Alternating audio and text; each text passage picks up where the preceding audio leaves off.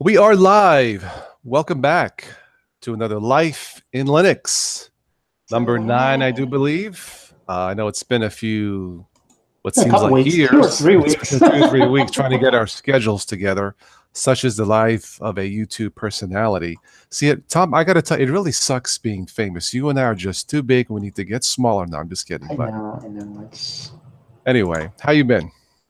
not too bad. Not too bad indeed. It's my usual Sundays, which is generally crazy.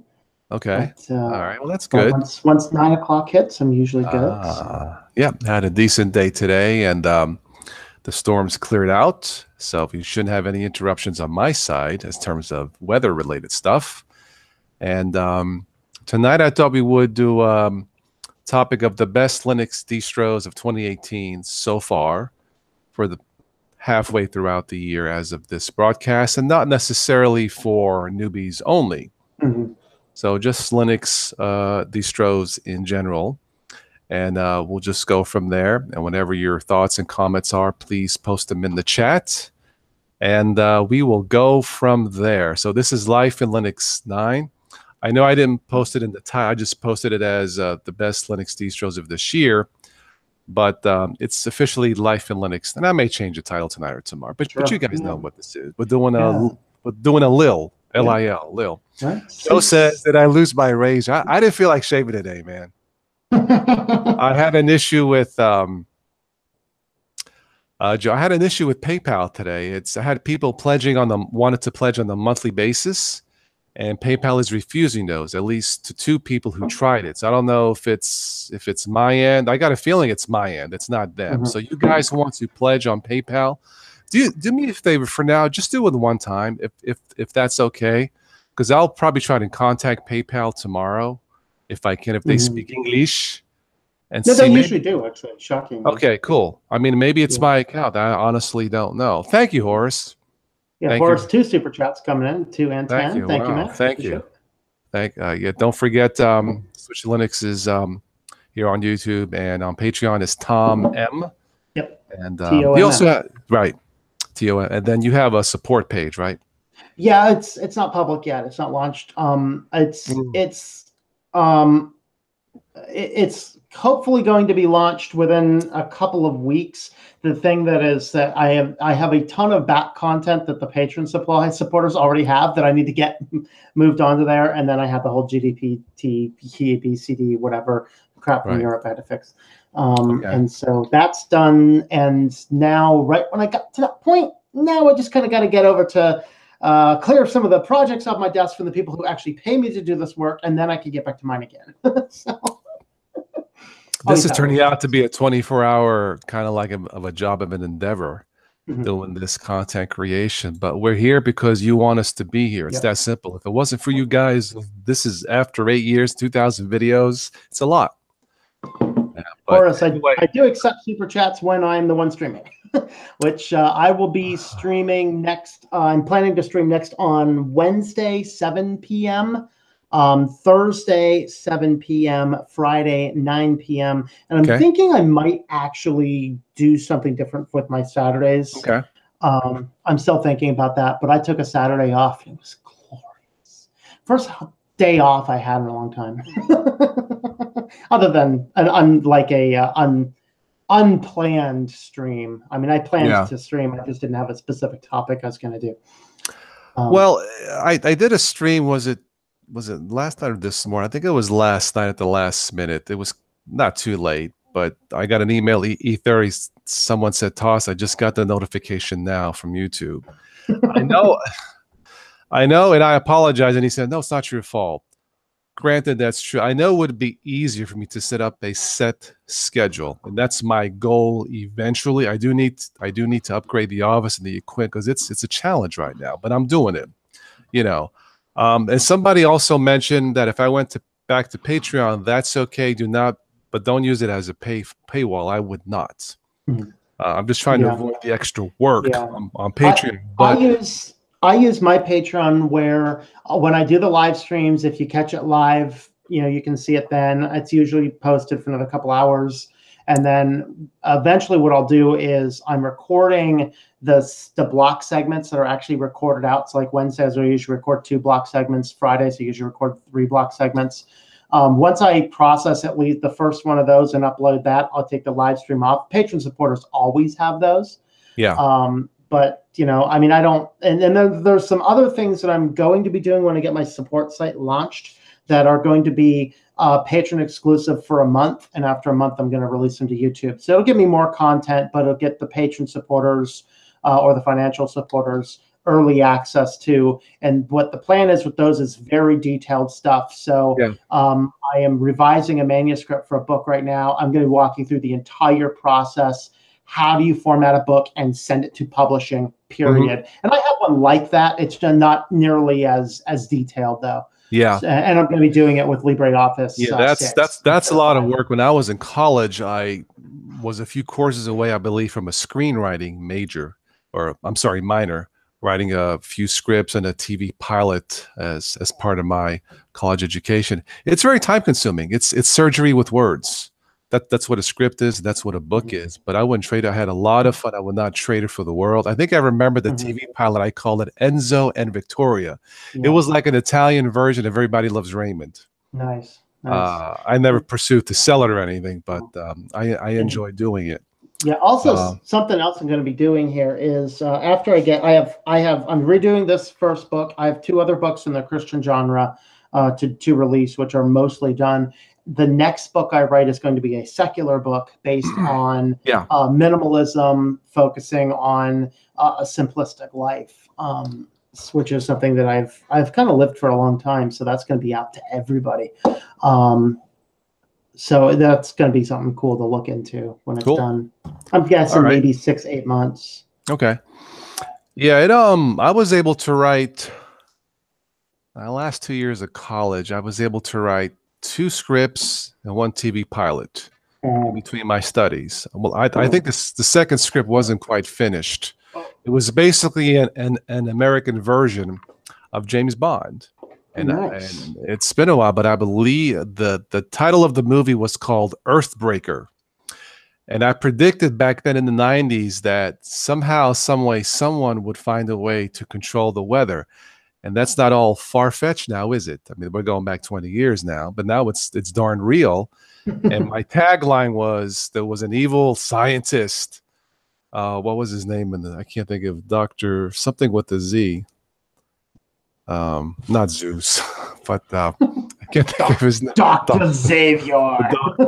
Actually, that's X, though. Oh, I got my script there. I can't remember. Darn, it was my story. You would think I would know it. But the tagline was, I intend to break the earth and then fix it.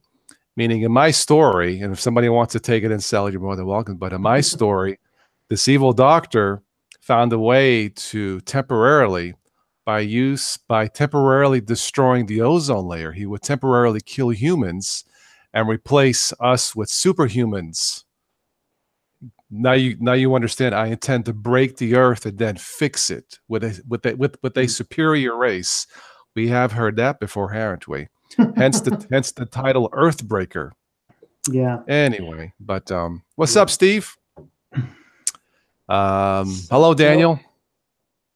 Dr. Evil, yeah. Oh, what was the name of the bad guy? Darn, I'm so ticked. I wrote 3 1. Kitty Cat. Dr. Kitty Cat. I wrote the sequel. It was called Earthbreaker 2 Project Biosphere, because Biosphere is the Earth. Duh. Yeah. And I even had him. I had a talking car for my hero, kind of like Kid on Knight Rider, and the car's name was codename Rainforest, as in green, friendly, and anyway. And my teacher loved it. He gave me an A. He says, "This is really." I mean, maybe not today. It's not that like innovative, but back then, controlling the weather. The 90s, ooh, who would have thunk it? Clones, ooh, no, cloning humans, ooh. Now it's like, but. I was reading some snippets from the Neil Postman Building Bridge to the 18th Century, which I'm doing for my outdoor philosophy series, and I was just reading some of the segments I pulled out of the technology chapter with co-hosts. It's like, it's shocking the amount of things that they were predicting and he's predicting, and if he were only alive today, he'd just be like, Yeah. What has society turned into?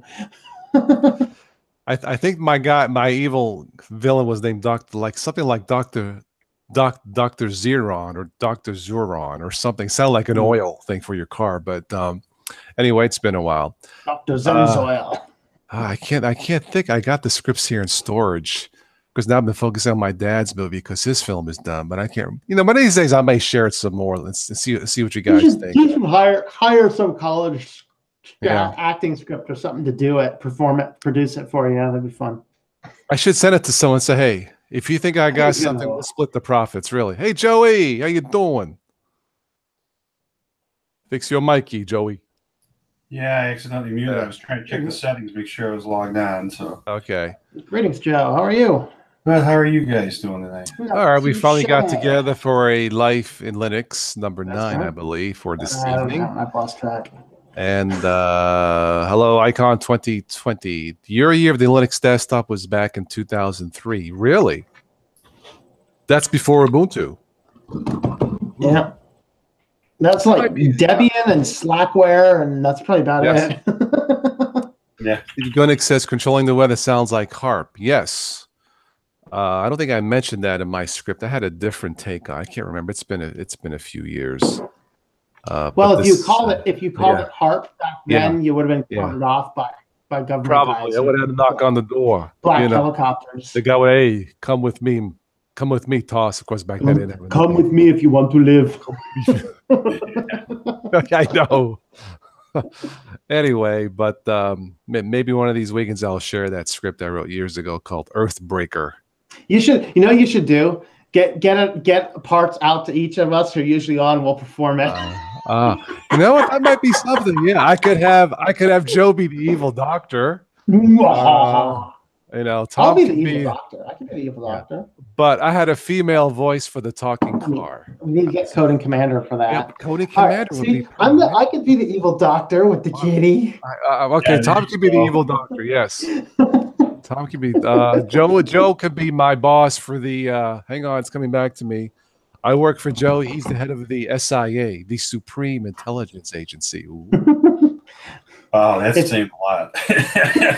Supreme, not the FBI. Forget all those wimps. This is the Supreme. Forget about it. Forget about it. Now keep in mind, these were ideas back in the 90s. I was ahead of my time back then, But yeah, it does sound like the HARP project, which is real. I think they have a testing facility North Pole or in the Arctic or in Alaska or something. At least one anyway. I have a question for you. Yeah. I don't know if it's something you want to talk about or not tonight. Yeah. It's just something. This story came out on the 28th, and I just saw it today, which I feel like was I under a rock? Because I normally follow all this stuff for gaming and news or whatever. Yeah. Did you see that story from Daily Mail about? It says outrage over horrendous active shooter video game that lets children play the role of gunmen. Yeah, school.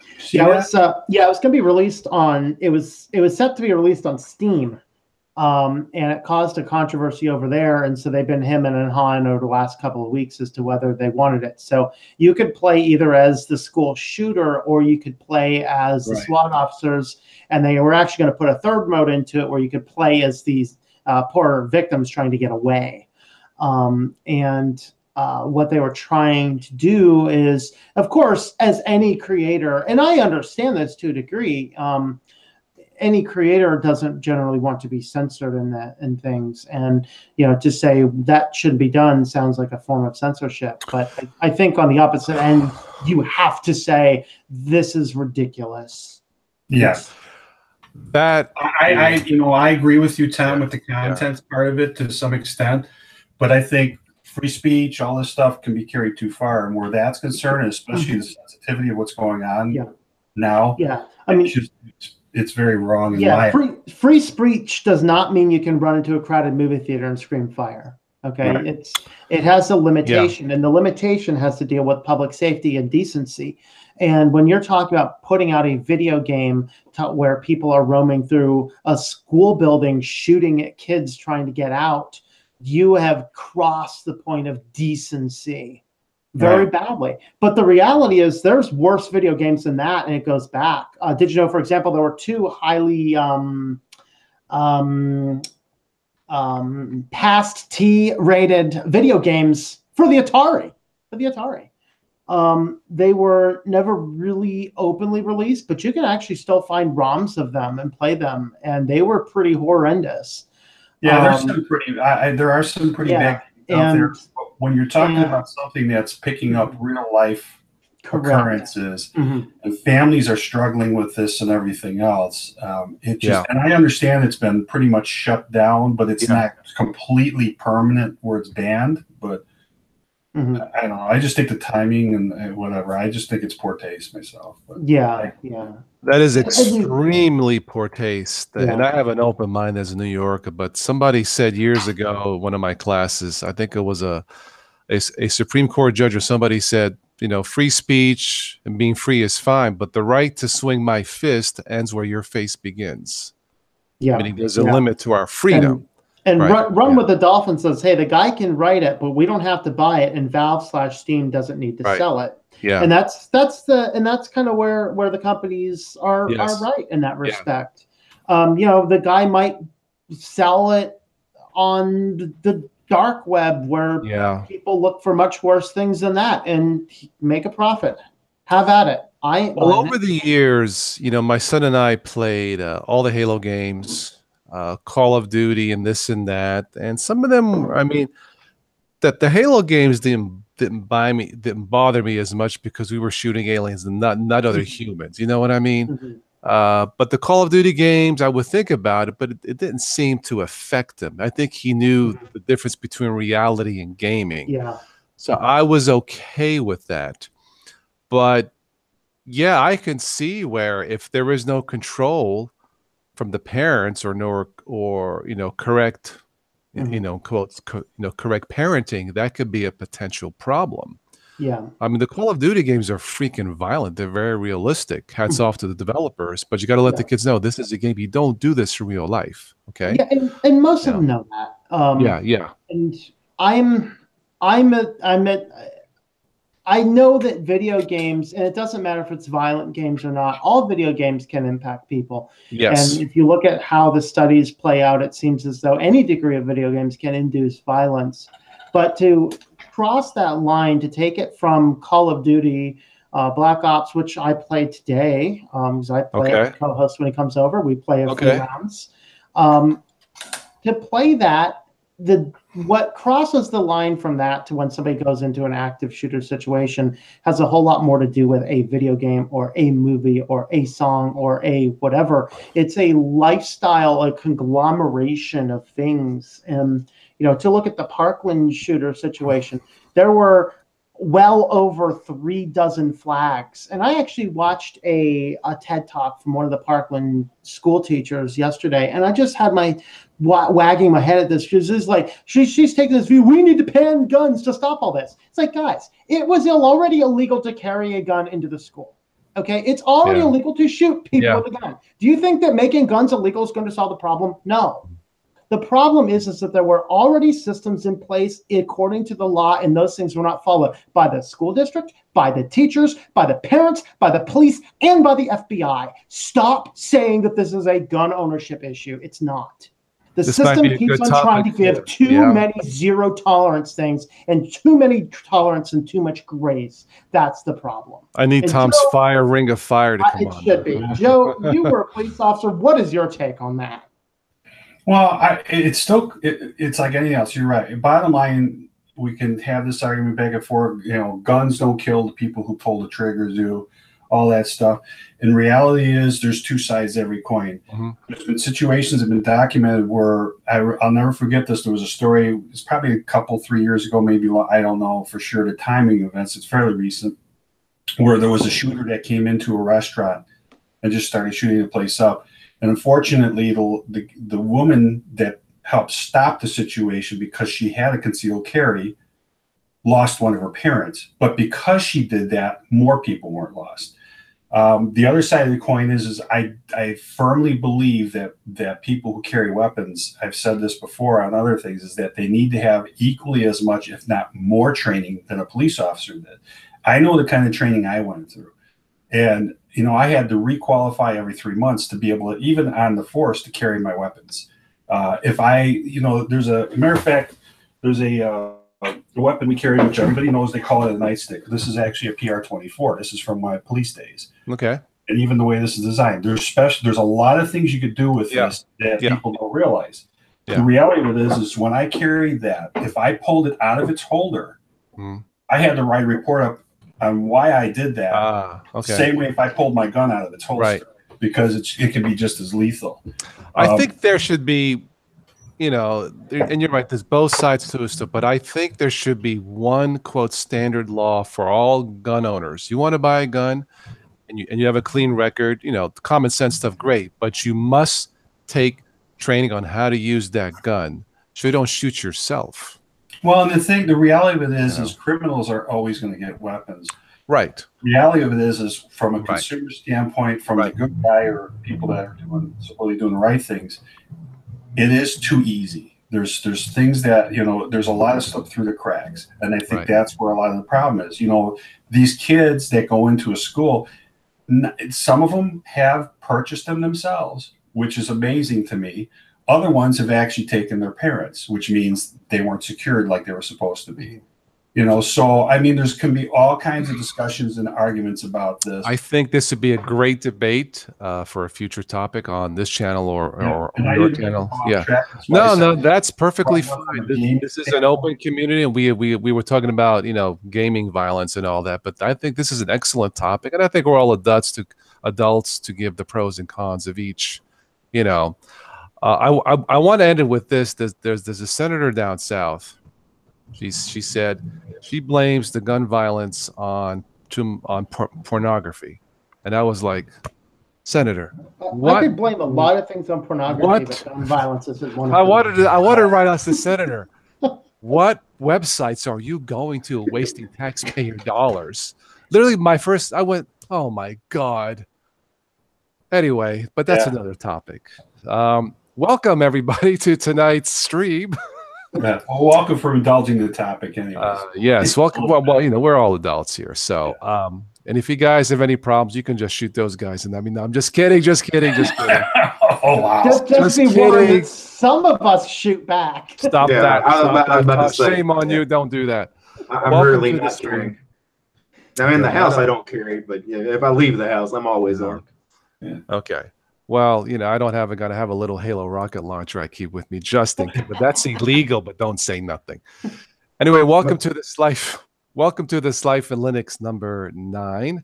We finally got the crew here. I'm glad you're keeping track of how many we have. And I'm pretty sure it's 9. So tonight we're going to talk about the best Linux distros of 2018 so far. It's about half a year in. Have you mentioned Arch yet? Or am I getting my guest, my co can mention it. This isn't just for newbies, DT. It's just not for newbies. Maybe I'll save that for the end of the year. Best distros for newbies. But for tonight, it could be any distro you guys wish. Arch is on my list. Shocking. Not that I use it, but I'll explain why it's on my list. Okay. So welcome everybody here in the stream. If you have any suggestions for best Linux distros, now keep in mind, at least for me, I haven't tested all of them. I don't do as much testing as I used to. Probably of all of us here, DT is probably the one who's done the most testing. He hasn't lost his mind yet, but he will soon. It's coming. But no, I'm a little crazier than I used to be. Hey, Derek, did you look at Parrot Studio or Parrot Security the other day? I looked at both actually on that video. Where do I get Parrot Studio? When you go to their downloads, click Parrot Home. There's a Home edition, and when you click Downloads, it asks you, do you want to do Parrot Home or Parrot Studio? Because there's apparently 2 of them. One is just your standard, like your home user edition. One of them, Studio, has a little more multimedia apps on it. Good. I wanted to have a look at that soon. Okay. Yeah. I guess I'll get this started, but before I do, if you haven't already, check out DT DistroTube. You can check out his Patreon page. Switch to Linux, Tom N on Patreon.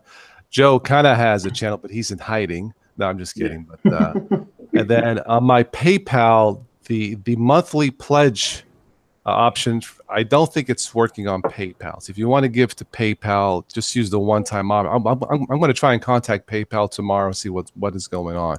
Just to let you guys, I don't have Patreon right now.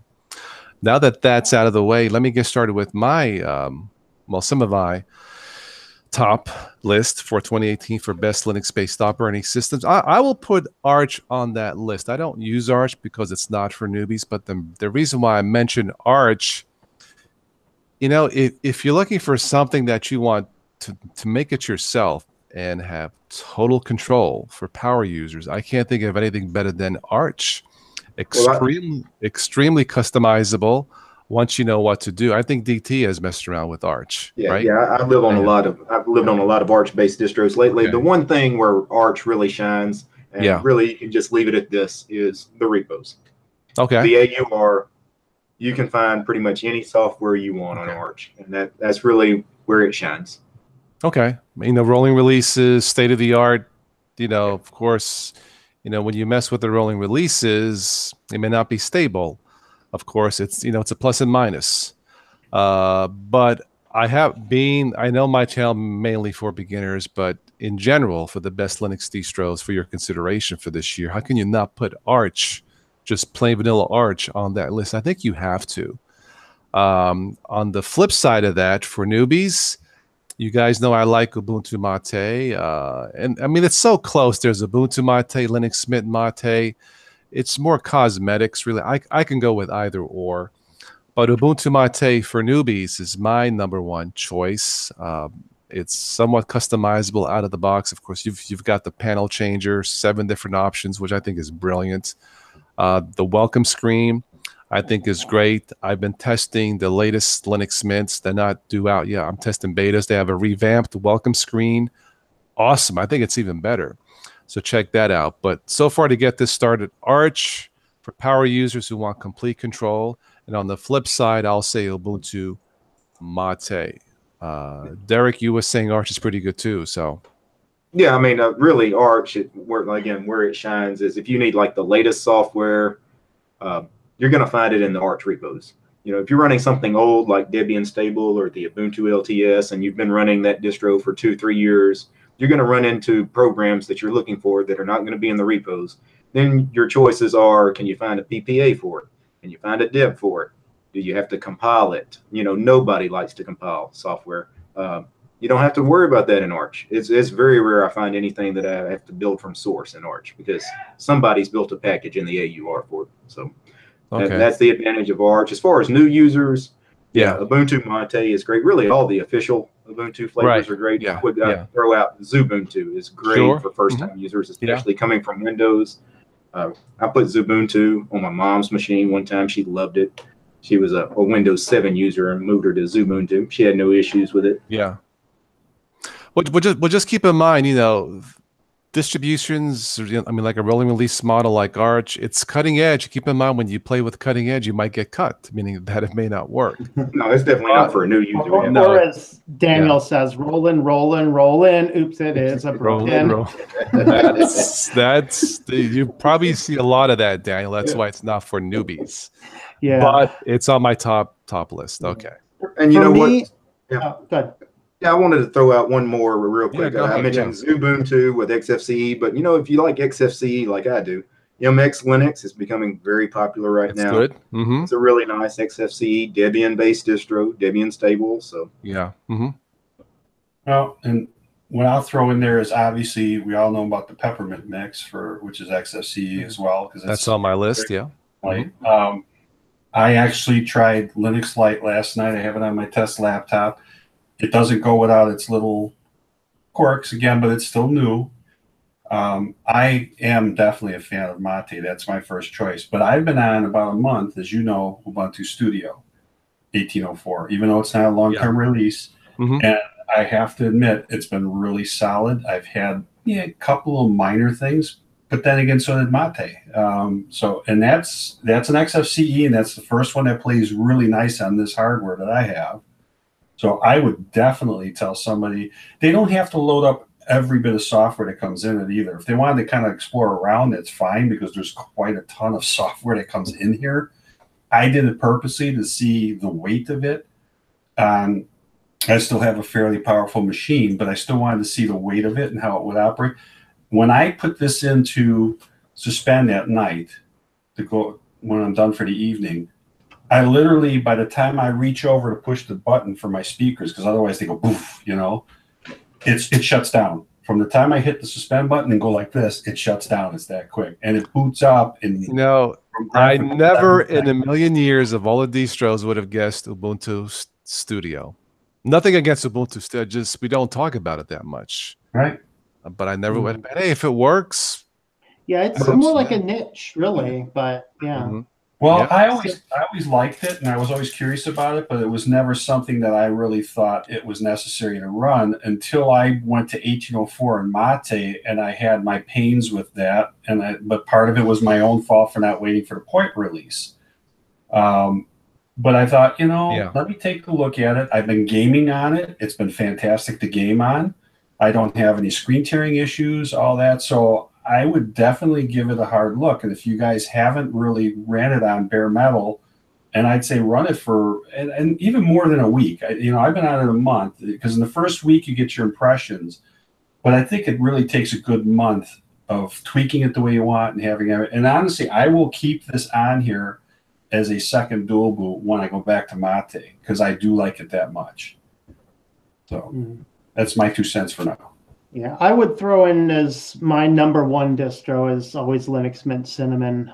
It's got the polish. It's very comfortable, particularly from a Windows user, and I mean it just runs on so much hardware, near to perfection, many places. So that's what I use on my main work production type systems.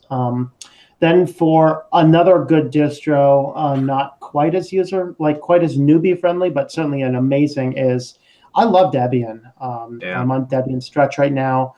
And yeah, it does not always have the latest software, but oftentimes you don't need the latest software. You might need the more security patches, and it gets security patches instantly.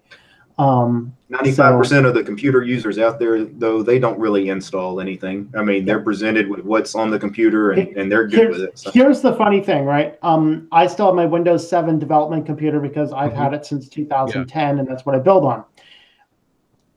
3 months ago, I installed a new program for the first time in 6 years, and that was WaterFox.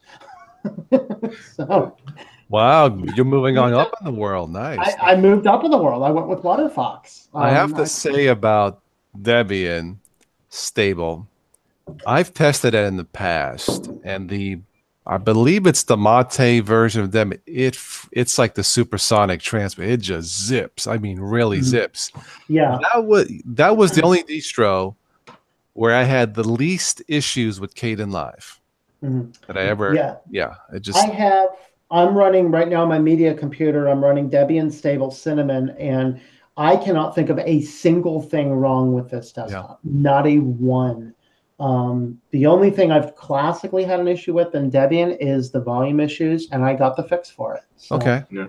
I mean, Debian might be a little bit old, as it were, outdated, but just because something is old doesn't mean that you throw it away, as it were. Because some of the new stuff, maybe a lot of new stuff, you're like, well, gee, that doesn't work, or the worked last time. That's why you have these point releases. But I've been seriously considering. Taking one of my ThinkPads arrays, just putting Debian stable on it, just to learn more of it. It's not really for newbies. It's not as hard as Arch, but probably for newbies, probably not. Unless you get more. Yeah, very different use cases, Debian and Arch. I mean, one of them is really stable, no updates at all, and one of them is rolling release. Yes. There's a reason you see Debian really have a huge market share as far as servers. It's because it's just rock solid. You just install it, you set it, and forget it. I think the number one problem I had with Debian, once I learned it, was multimedia codecs. You have to. It's not in the standard repos. You have to add the repository and all that. I mean, it's not like, oh my god, it's hard, but just to throw one on a newbie, it's not fair. Well, out of principle, they don't deal with free. Also true for Stretch, because I've not had to do that. For my multimedia, and like I said, this is a media PC. That's all I use it for. I watch videos. It connects to Kodi. It connects to my internal NAS. It plays music files, no problems. Now, I do enable the non-free repo on this because of the drivers for the video, the video card. I have an integrated AMD, which Debian has to have the non-free. But that's just change 3 lines in the config file and reboot the computer.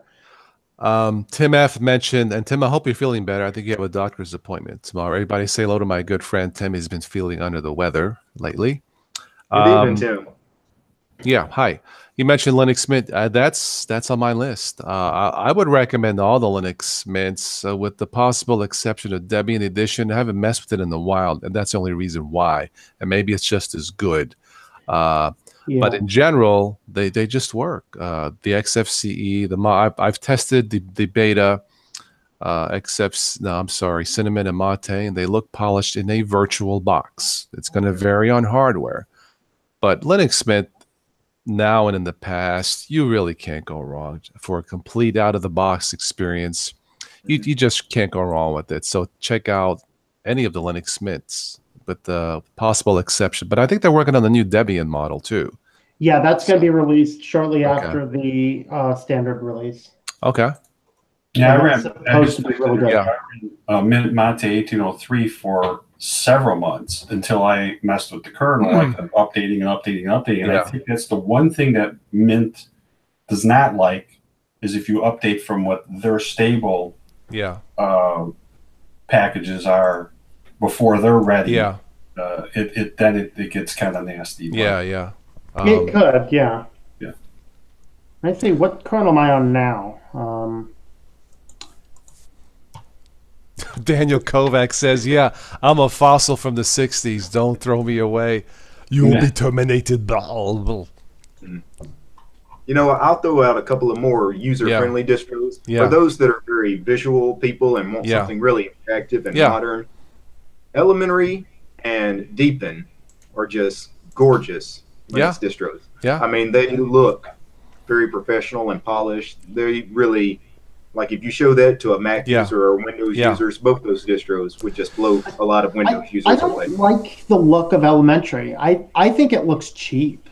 I mean, I think it reminds me of those, you see the iHome brand products where it's supposed to quote unquote mimic Mac, but it looks like knockoff. That's what Elementary looks like to me. It does look like a Mac clone, Yeah, it's meant to mimic Mac, and I don't own a Mac. Maybe that's why I thought it looked fine out of the box. Deepin never worked for me, so I just don't care for it. I tried it twice, and enough. But yeah, you know what? There's a new Elementary coming out. I forget what it's called now. Sometime this summer.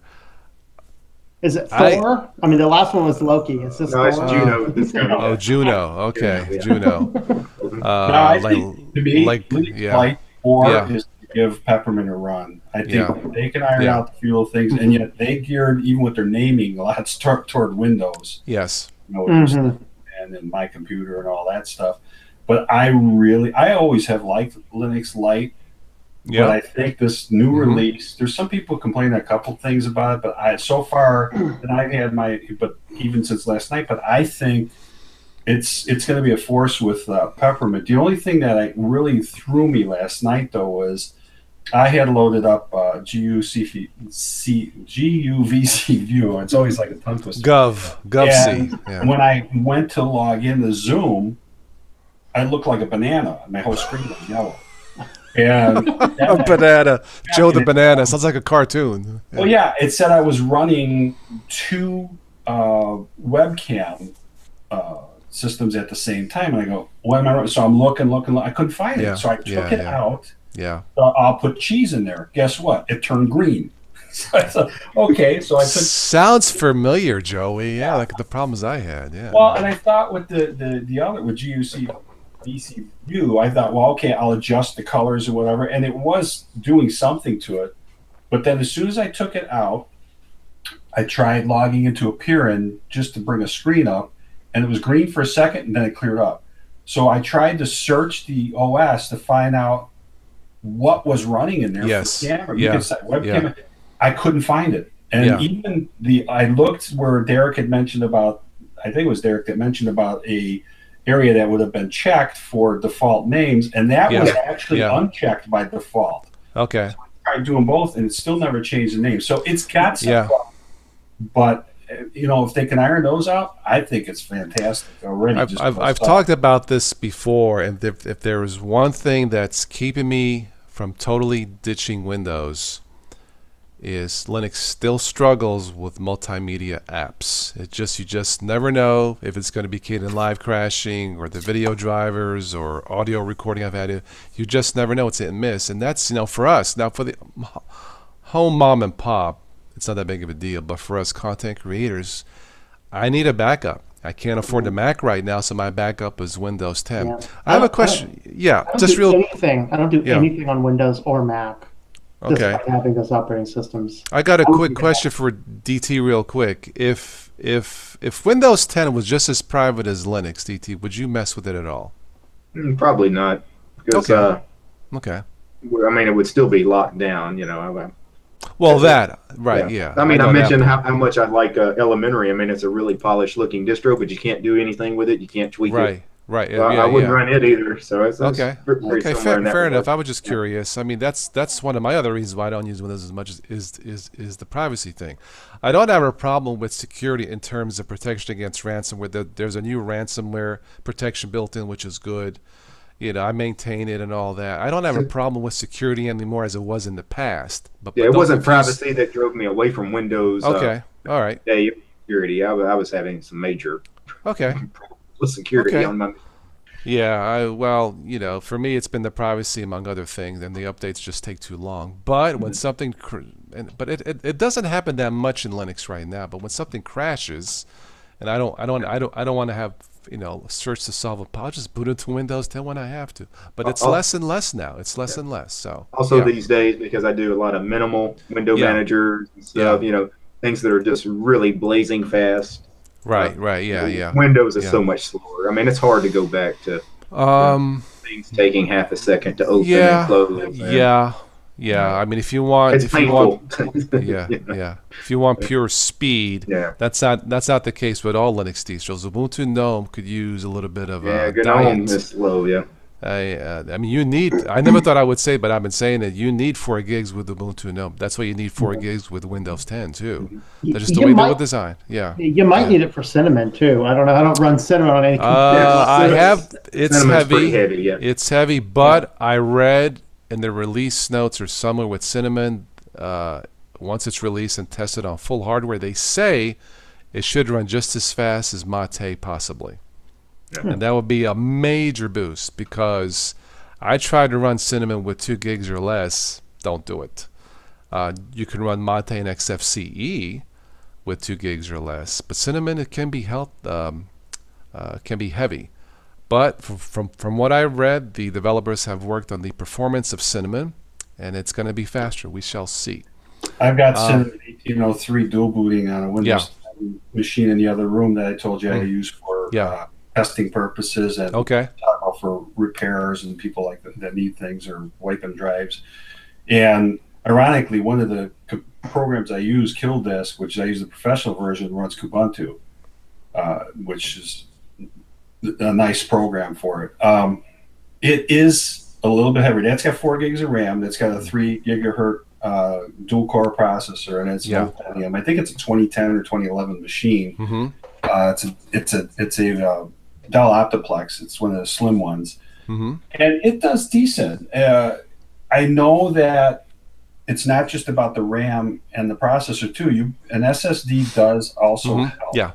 Cause when it comes to opening and closing programs, there's night and day between those two. So I mean, on an older machine, I would always recommend an SSD. The other thing though is, when you're looking for an SSD, a lot of people don't know the particulars. They look at price, but they don't know you need to look at the read and writes and things like that, and the life cycles of it too.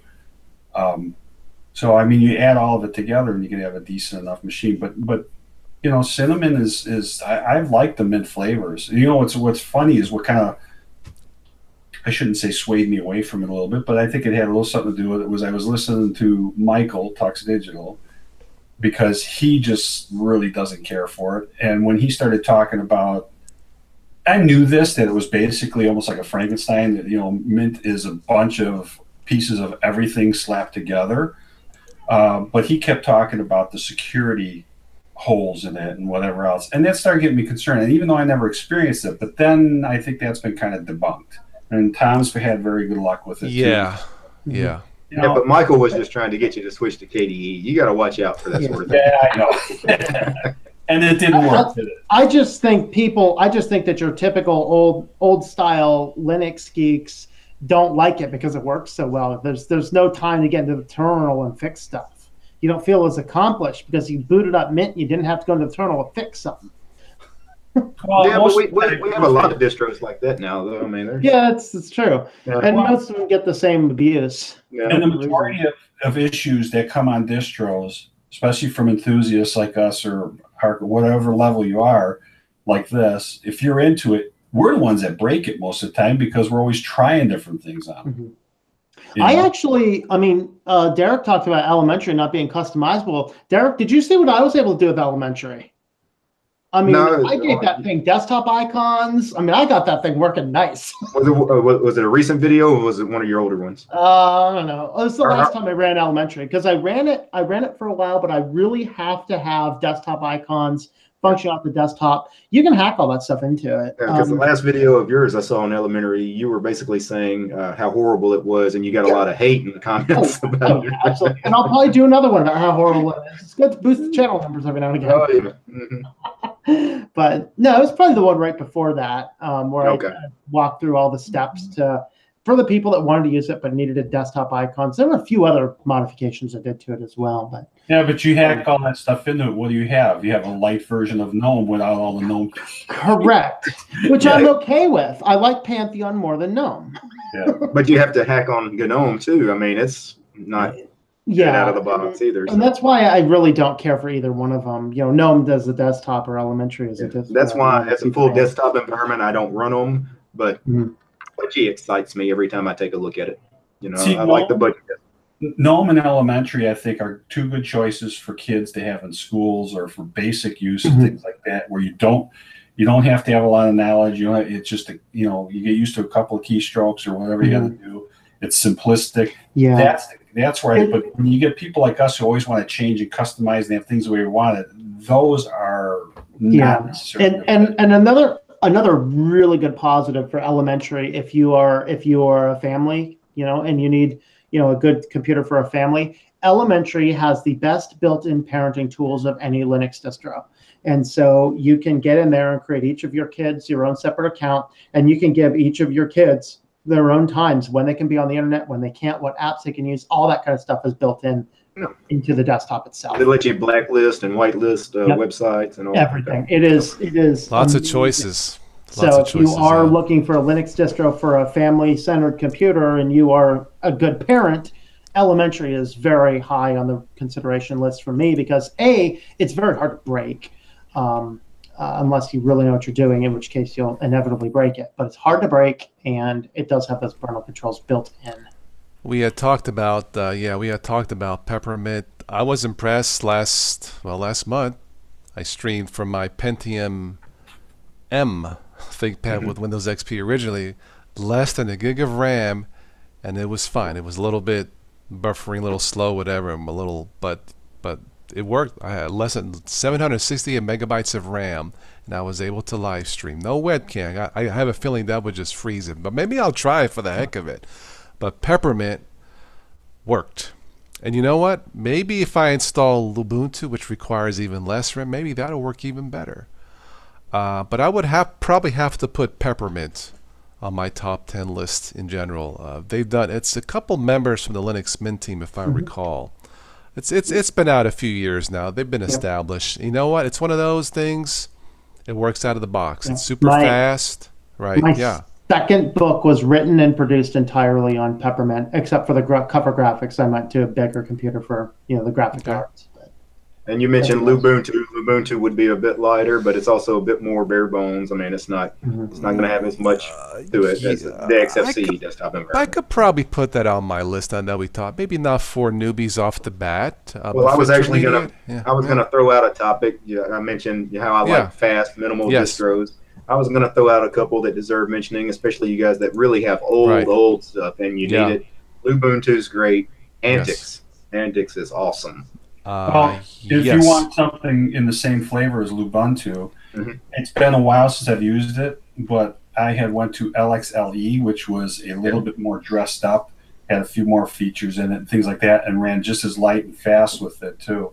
And LXLE, I think what they do is they do a hybrid of LXDE and XFCE. They use some utilities from both to make a little lighter than XFCE, but a few of the XFCE utilities to make a proper desktop. So,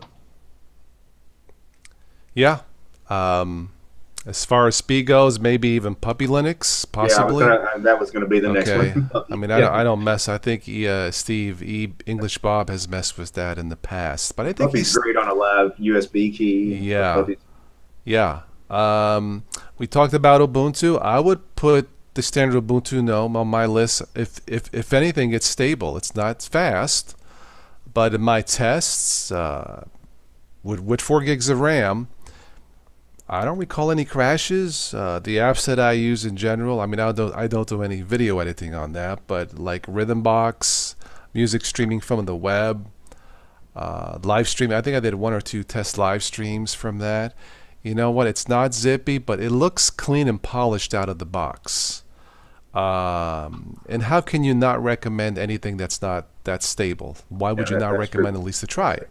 Speaking of stable, True OS, no True OS. I forget that I mentioned True OS. Yeah, I think I tested that. I forget what I. That was the BSD distro that you. That's right. Oh, I remember that going. Oh my God, that's right. I was like, truthfully, I can't say what I want to say. Yeah, it was so bad.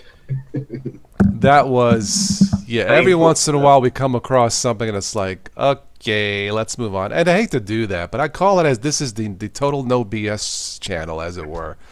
Yeah. But I call it as I see it. Maybe if you're an advanced user, but even then it's like, why would you want to mess with that and waste your time? And I know the DistroWatch page hit rankings aren't accurate, but how is True number 10? I mean, who are the people using this thing? I don't know. That's why DistroWatch is just a guide. Yeah. All right. Somebody mentioned LXLE. Yes, that is also on my list. That is probably the only lightweight one I've seen that's both lightweight and loaded with apps that works out of the box. I believe they're still based that they only do LTSs. They're still based on 1604. But you know what? Yeah, it's light. But it's loaded. They've done a terrific job. 100 wallpapers and a bunch of different themes. Yeah, really built-in weather app that actually works. I mean, it's but yeah, Q1 Fiend. Yeah, I would definitely recommend that for beginners. MX17 was mentioned. I have tested that. Absolutely. They have a great control center tool. I forget what it's called. Tools or something. The Tweak. Yeah, the MX Tweak. MX Tweak. Yeah. And that MX, thing too.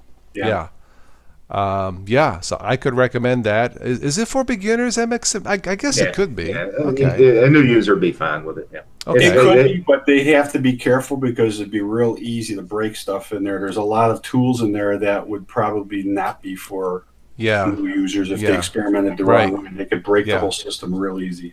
Right. I wanted to mention I don't if I had to pick a KDE one that I've had decent good luck in the past, even though KDE is just not for me. I mean, as cool as it looks, there's always something about it that's just not for me, whether it's screen tearing or the audio volume controls aren't quite as user friendly. But Netrunner has always looked polished out of the box, simple, works out of the box. If we have to talk about KDE distros, which I don't like KDE, but if we got to talk about well put together KDE distros, Manjaro does a really nice KDE. Okay. The new Kubuntu is good. I think the new Kubuntu 1804 is on track. It's good. Okay. Yeah, I tested Kubuntu the beta and I had a lot of screen tearing, and I haven't tested it since. Well, I haven't tried it, for like gaming or anything like that. I just ran a quick test on it, but it's still, and it was the early release, so it still had some bugs. Okay. The one thing, you mentioned apps real quick while I'm thinking about G-Weather. I loaded that up in here because I found that the weather app, which you like so well in Ubuntu Mate, which I did too, I found that it was off, even though I had it programmed in my time.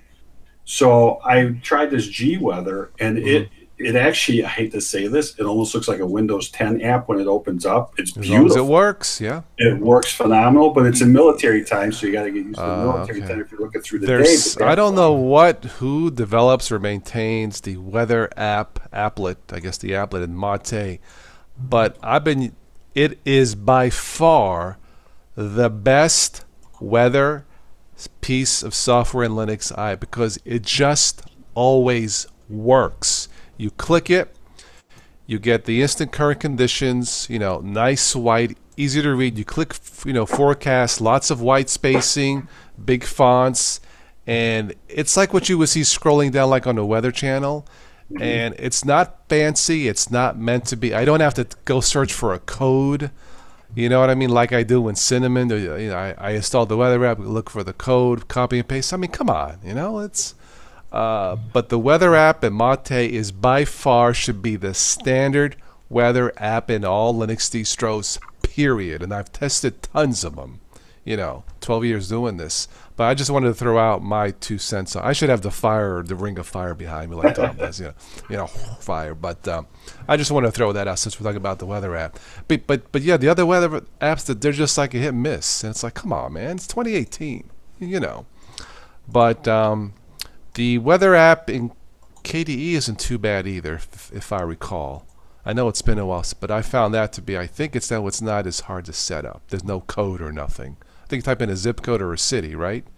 I don't know, maybe DT knows more about that. I usually don't bother with the weather apps, actually, in desktop environments, because I don't live in them. So Okay. Well, the problem with Kubuntu, the downside to Kubuntu is they have links to the same thing in 3 or 4 or 5 different places, and it almost has too much. When you're looking, even for people who are more experienced users, it can be a little bit overbearing sometimes when you're trying to. I mean, it's pretty easy now when you're used to a keystroke. You bring up, and you do a search, or you start typing, and it comes up. But if you're specifically looking for certain things, you'll see that it's in 3 different places, and that could get a little frustrating. But I think overall it's gotten a lot better from what it was the last 2-3 previous. Okay. Couple more I should have written these down, but I did not. But if somebody has a suggestion in the comments, please do. I got to throw in OpenSUSE. I've tested OpenSUSE in the past. I know DT, you looked at it. They have a nice KDE desktop, don't they? Yeah. It's not for beginners, but I think it's nice. Yeah. A few years ago, they were really known as kind of the KDE distro. If you were a KDE fan, that's kind of where you wanted to be. Yeah. But I don't know. They seem to have gotten away from that identity, because now when you download their ISO and go through the install, they have the option of GNOME or KDE, and they really don't push one over the other. So okay. But it looks like the only options in the install are GNOME or KDE. Like, they don't offer an XFCE edition or a Mate edition. Didn't they used to have an XFCE though, Derek, a few years ago? Because I could have swore I loaded up. They had a super. They had a lot. They had a lot of minimal light one that ran on a T60 ThinkPad like it was brand new. Yeah. But I haven't seen it since. What'd you say, Tom? They used to have a lot. More editions, I had. My first experience with OpenSUSE was actually, I ran the Enlightenment desktop because I thought, that was a different desktop environment. And they, probably about a year ago, maybe, they dropped all the desktop environments except just those 2. And when they did that, it broke my install because, it can no longer check for Enlightenment. It just kept on throwing all sorts of errors, and the thing pretty much became useless. So. Well, is Enlightenment still in their repos, or? I mean, what caused it to break? It was throwing an error that it couldn't grab. It was literally an icon pack, but there was a problem with OpenSUSE where if anything fails, the whole update will fail.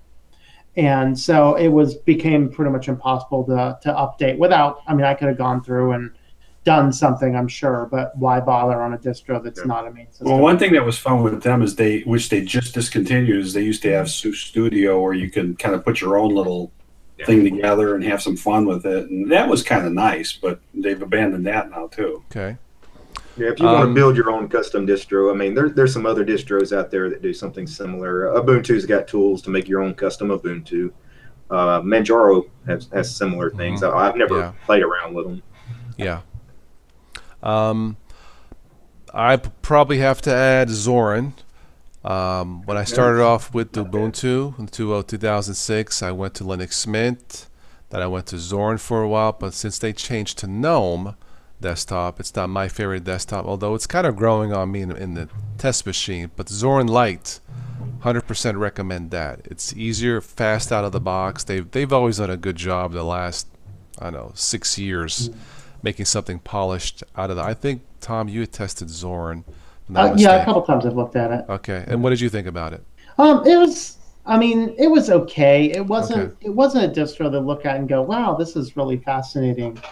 But it certainly. I was thinking more for new users, just simple out of the box is what I was for thinking. a new user, it'd be great. Windows users. I actually bought the premium edition of Zorin, their last release.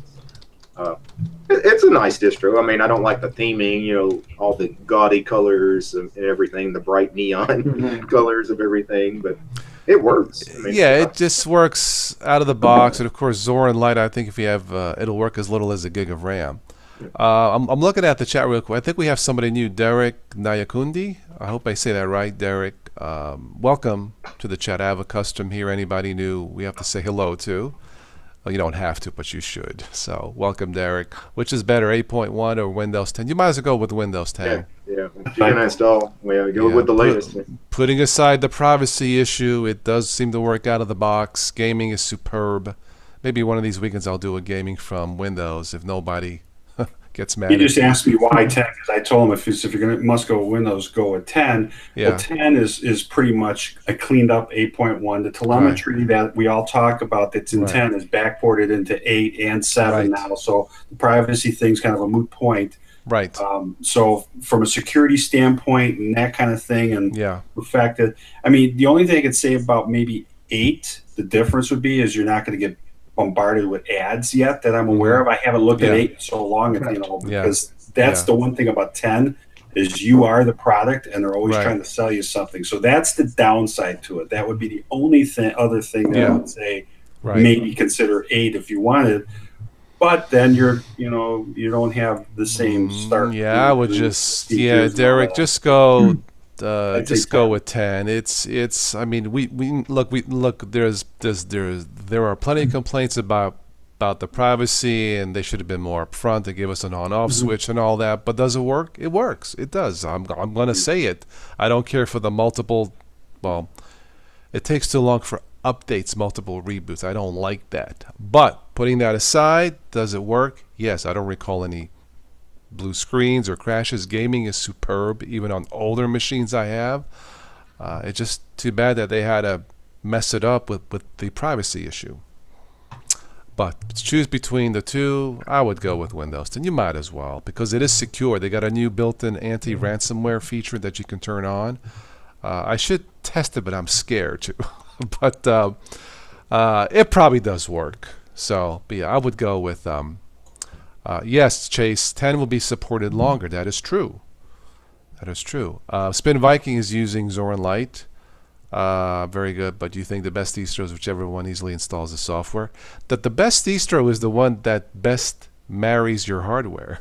and you may have to go through a whole bunch of them. It's hit and miss. Now, if you buy a machine with Linux built in, then it should work out of the box, because that's what you paid for. Look, if I want bugs, I just download them. So, like, machines from Dell or System 76, everything, and I say everything, should work A to Z, including video drivers, because you paid for that, right? Now if you download a distro here and there, well, don't expect perfection. So, hello, Frank. Welcome to the stream. I think you've been on before. That is the problem. You are going through distros that work with your hardware. It is a hit and miss. I've gotten lucky so far with Ubuntu Mate Peppermint, and that's why I've stopped distro hopping. I mean, I'll still hop testy here and there, but as far as full installs, once I get to the point where it works like 90% of the time, I can live with that. Right. But yeah, Frank, that can be an issue, and you may never find one that works 90% of the time with you. It's possible. It's just possible. But that's how it is. Derek, you are welcome. Yeah. You will dual boot with Linux Mint XFCE. Linux Mint XFCE is on my ThinkPad with 2 gigs of RAM, and I found XFCE to be faster than Mate in that machine with dual core. So Mint XFCE is superb out of the box. Yeah. Hello, Aris. Derek, the one thing I want to tell you is if you're going to dual boot, and especially if, let's say, you're on a laptop, make sure that you go in and you minimize your volumes in Windows and set up your own partition, your own basically partitions or volumes in Windows. And the reason why I say that is if you dual boot and put it alongside Windows, the grub loader can screw up Windows or vice versa, the bootloader in there. And it's a lot harder to undo, where if you decide all of a sudden you want to just take Linux off for whatever reason, you just delete the volumes, you expand them back, and you're fine. So it's, you know, a lot of people aren't aware of that. In general, yes, although lately, last few years, maybe longer, I haven't come across in it. That's why the Ubuntu-based distros, as far as the installer, is fantastic for newbies. I've used both. I've used the option where I haven't shrunk the partition in Windows and just choose, click along, install alongside Windows, and then use the slider, and it'll work fine. But generally speaking, you should go into Windows. Now, if you don't know how to do that, don't worry. Back up everything first. Okay, if you want to dual boot, period. And then try, if it says, Ubuntu, whatever, found Windows 10, do you want to install alongside? Follow the instructions precisely. But before you even go through the installation process, back up everything first. Everything that's important first. Then go from there. But I'm going to show a video here, like one of these days, how to safely delete Linux, in my case, Linux Mint Mate. There's nothing wrong with it. And how to keep Windows 10. And I'll go into the partition manager, or it's not called partition manager in Windows, disk management, I think it's called. And I'll show you how that works. A little more, it can be a little scary at first, but it's not that difficult. But generally speaking, have that free space ready to go, yeah. What you just described, Carmine, is pretty much the same thing as what I said about Windows, but only on the Linux side. Because if you go in and you do the something else, which is what you're talking about, you're not really going alongside. Right. You're selecting something else, and now you are adjusting the partitions during the install process. The downside to that is somebody who's new. I don't know why, but it seems easier for them to understand if they watch a tutorial video on how to shrink a volume in Windows versus creating new partitions for Linux, that method. And they're both pretty much the same thing, so you're correct. Yeah, but it's in theory the same thing. Ideally, if you guys can afford it, just buy a separate cheap like machine or laptop. Just spend $200 if you can, even less. As long as it has 4 gigs of RAM. I recommend you don't even have to do all that. Really, just buy a separate drive. I mean, that's the easiest way. Or even that. Yeah. You could, but if you wanted to keep it separate without confusion, I go with ThinkPads because I got 4. I got 3 of them. Well, one's kind of cracked, and trust me, they work on Linux. They just work. If you can do that, if you can't, then what Derek said is fine. And if you must dual boot, that's okay too. But when you're on the same hard drive, same machine, you should be backing up anyway, whether you dual boot or not. But if you can get a spare machine, pick one up. That way you can practice on it, practice messing up, practice custom partitioning, practice screwing up. It's a spare machine, so it won't matter. That's how I learned. With spare machine, I did something else and I messed up the grub. Well, I'll just reinstall it again. Joe, I use that once I go to install. I use that free space, and I just do 2 partitions, one for swap and one for the boot / mount, and that's all I do. And I know you can have a home, you can have a home partition, but I don't do that. Yeah, so. Like Ubuntu 1804 Vanilla and even Studio, and a lot of them now, even Linux Lite, they have swap files, so you don't even need to make swap space, just one partition. Now, one thing I haven't done yet is if you have a desktop, is get yourself a hot swap bay or an icy dock, and preferably one that's individually powered, so you can just, when you want to boot up, you just turn on the drive that you want to have actually physically powered up. Yeah. And then this way there's no mistakes and whatever else. So. Right. Yeah. And reading the chat here, Steve Gunnick, separate drive, use boot options to boot it. Forget about it. And he's right. Everything we just said, we're getting a little more advanced when we talk about I never put two operating systems on the same drive. Too many issues pop up. So that's exactly what I do. I put an IC dock. Right. Yeah. No, it's right. I'm just saying personally, I haven't had issues with two OSs on the same drive, but I generally stick with Ubuntu based only and not rolling releases or experimental stuff. I have to say that. That is not the safe. Look, if you know what you're doing, then it won't matter. You just do what you want to do and forget about it, as we say. But if you can get a separate machine, as long as you have 4 gigs, it doesn't matter what brand, it really does. As long as you have the 4 gigs of RAM in there, you should be okay. And then the one caveat, if you really want to learn Linux and make mistakes, that's the best way to do it. You go through the process and you feel the pain.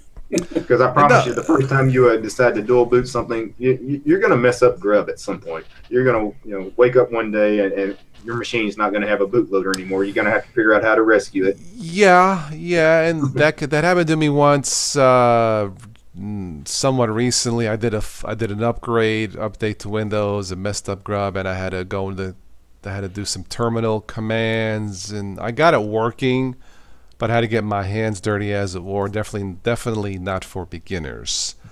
But I wasn't too concerned because I had everything backed up already that I needed to. And I could have fully installed it again, but I was able to fix it in less time than it would take to reinstall. But yeah, if you have to dual boot on the same hard drive, it is relatively safe. Don't do alphas, betas, rolling releases. Stick with an LTS, Ubuntu base, and you should be okay. But regardless, you have to back up no matter what you do, because like, what if a storm hits and blows out your hard drive? I think, Tom, it happened to you last month, right, or whatever. It wasn't a storm. It was whatever. Okay, supply. It was the power supply goofed up and fried everything. Okay, yeah. But you had a backup anyway of your stuff, right? Yeah, I lost. Actually, the only thing I did not have backed up, it turned out, was my transition slide for my top 5, which just gave me the opportunity to rebuild them better. Okay. All right. ECBCD, yes, Kenny, that's actually what I use to reinstall the bootloader for Windows. If you don't use that, I have a CD to reinstall the master boot record, the MBR, for Windows, but ECBCD is easier. So basically what I do is I reinstall, slightly off topic, but I reinstall the bootloader for Windows first, then I delete the Linux partitions in disk management to create that free space. And I usually leave the free space there, so when I reinstall another Linux, when I go into the install options, it'll recognize that free space and choose something else. But that's another video altogether. And you people that are dual booting, but one of them is not Windows, say you're dual booting, 2 different Linux distros. Just keep a live USB of Ubuntu around, and there's a utility called Boot Repair in Ubuntu that can fix all your problems. Right. Does somebody say you're dual booting Mac and Windows? Okay, Tia, has anyone repaired dual boot Mac and Windows Boot Camp? No. Yeah, I saw somebody do a video just the other day on a triple boot with Mac, Windows, and Linux on an actual MacBook Pro 2011. Nice. Is that Fast Gadgets? That sounds like something Fast Gadgets would do. There was something that I don't know if he was the one that did it, but I know there was something that they added in from a software standpoint to be able to do it, and it wasn't just Boot Camp. It was something I hadn't heard of. So it's possible. I don't remember who it was. Derek and basically we've been talking about our top Linux distros. He says he wants a brief recap. Yeah, we've been and you can replay this whole video. I won't do any editing of it, except maybe I might chop it up for like an MP3 download. But yeah, we've been talking about our top Linux-based systems. Linux OS is called distros for this year so far, for half the year. That's the recap of the discussion in general. Now, we talked about other things when we started, but generally speaking, we've picked some of our best distros, not just for beginners, but best in general, such as Arch, which is not for beginners, but if you want total control, you want Arch, not you specifically. But that's what you've missed so far. But and the great thing about trying out these Linux distros now, is that virtual machine technology these days is so good. Just fire up something like VirtualBox or GNOME boxes. Have enough RAM. I go back to the RAM again. You have to have RAM. If you don't have RAM, what you could do is try them out on a USB key. Yeah. Just install them on a USB key and try it live off a USB stick. Right. And you test all the distros you want in a live USB key or in a virtual machine. You won't harm your computer in any way. You won't do any changes to your actual hardware. Yes.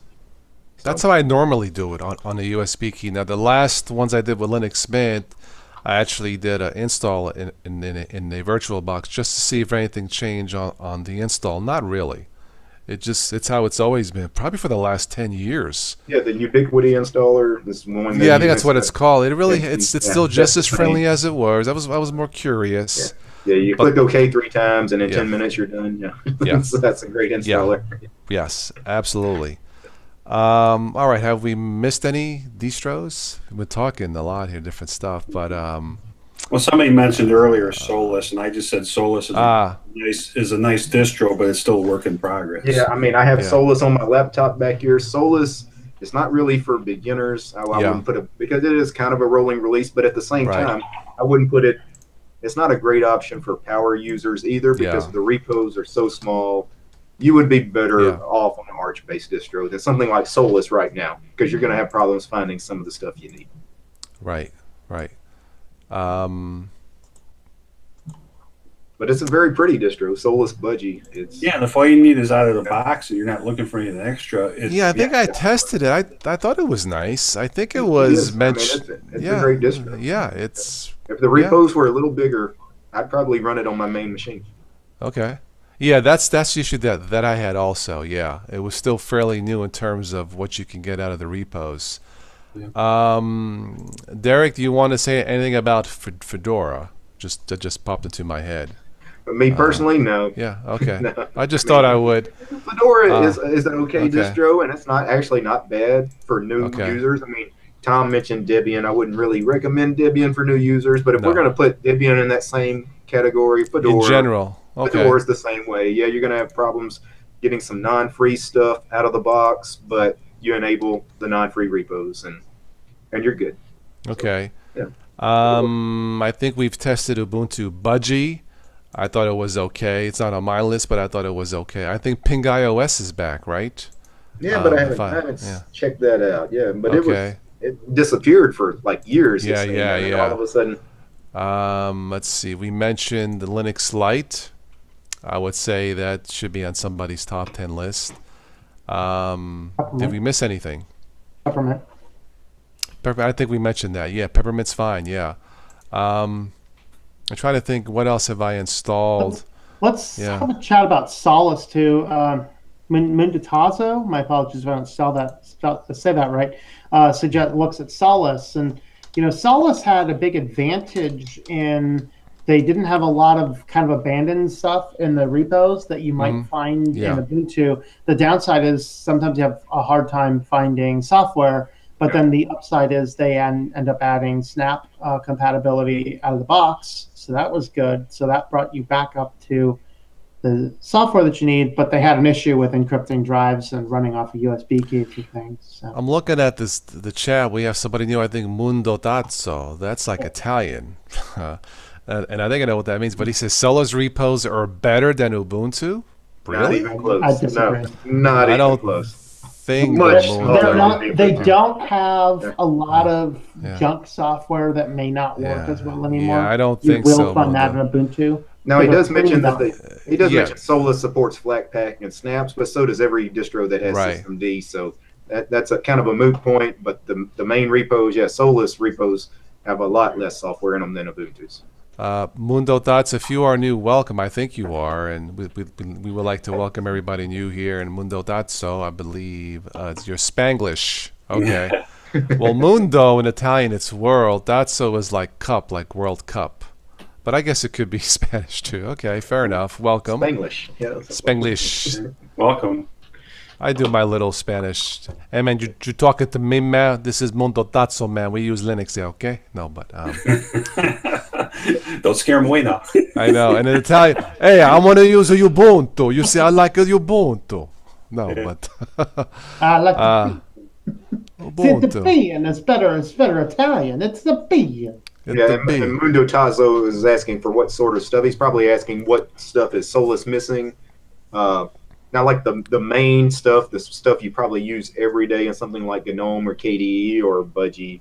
All the big programs, they're all in the repos. It's when you start getting out there, searching for more obscure kind of programs. Yes. Ubuntu's going to have them.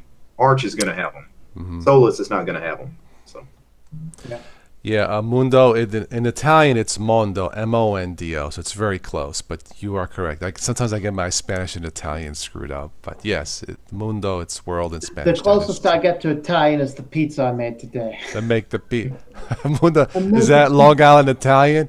Well, I got cousins in Long Island. I got the cousin in Long Island, and I was born in Brooklyn. You're close to two Italians right now. You're sitting in the same chat with us. That's true. But I have cousins in Hempstead, Long Island. Good guess. How did you know? You live there, don't you, Mundo? You live there. Are we really going to talk about the top Linux distros? Are we not going to mention what's #1 on distrowatch.com? What is #1? Manjaro. Okay, well, we can certainly talk about it. Yeah, no, I was just going to wrap this up. Well, look, I tried Manjaro 2 summer. It wasn't for me. So, but maybe it's gone better. I'm loving it. I think it was one of the best systems I've ever installed. And that's probably the only system that I wish I saved a backup of before I wiped it to install something else, because it was awesome. I ran Manjaro Budgie. It was just sweet. I think it's been the best Arch-based distro I've ever lived on. Okay, I'm tempted to test Arch again, and then I'm not going to go. Man, I just had too many bad vibes. If you do Arch, use Sater's Arch install script. Arco Linux, I think I looked at, seemed okay. Yep. If you like XFCE, they do a great XFCE. Even though I couldn't get it to install, but I like what I saw. But the developer says use the new one. That bug is fixed. But Arco seems okay. Go to Manjaro again, because the I don't know. If you like XFCE, that's their main edition. Yeah, they left Manjaro left a peer pressure. bad taste in my mouth. But when I couldn't even play a music CD, and Spatry says, "Well, who plays music CDs?" That's not the point. Okay, the thing is that you try, like, Ubuntu wouldn't even run a music CD back then. I mean, it did. After I did the updates, Ubuntu played it fine. It did. Yeah. But Manjaro with the updates, it didn't. I had to search. It should work now. I mean, all right. You guys twisted my arm. I got a red mark here already, but no. Think of how far these things have come. You could do the Manjaro challenge, and then Tom could do, I don't know, the Ubuntu Mate challenge for you. I don't know. Okay, I guess that would be fair. I've run Ubuntu Mate though. Okay, I haven't, so maybe I should do the Ubuntu Mate. Okay, challenge. All right.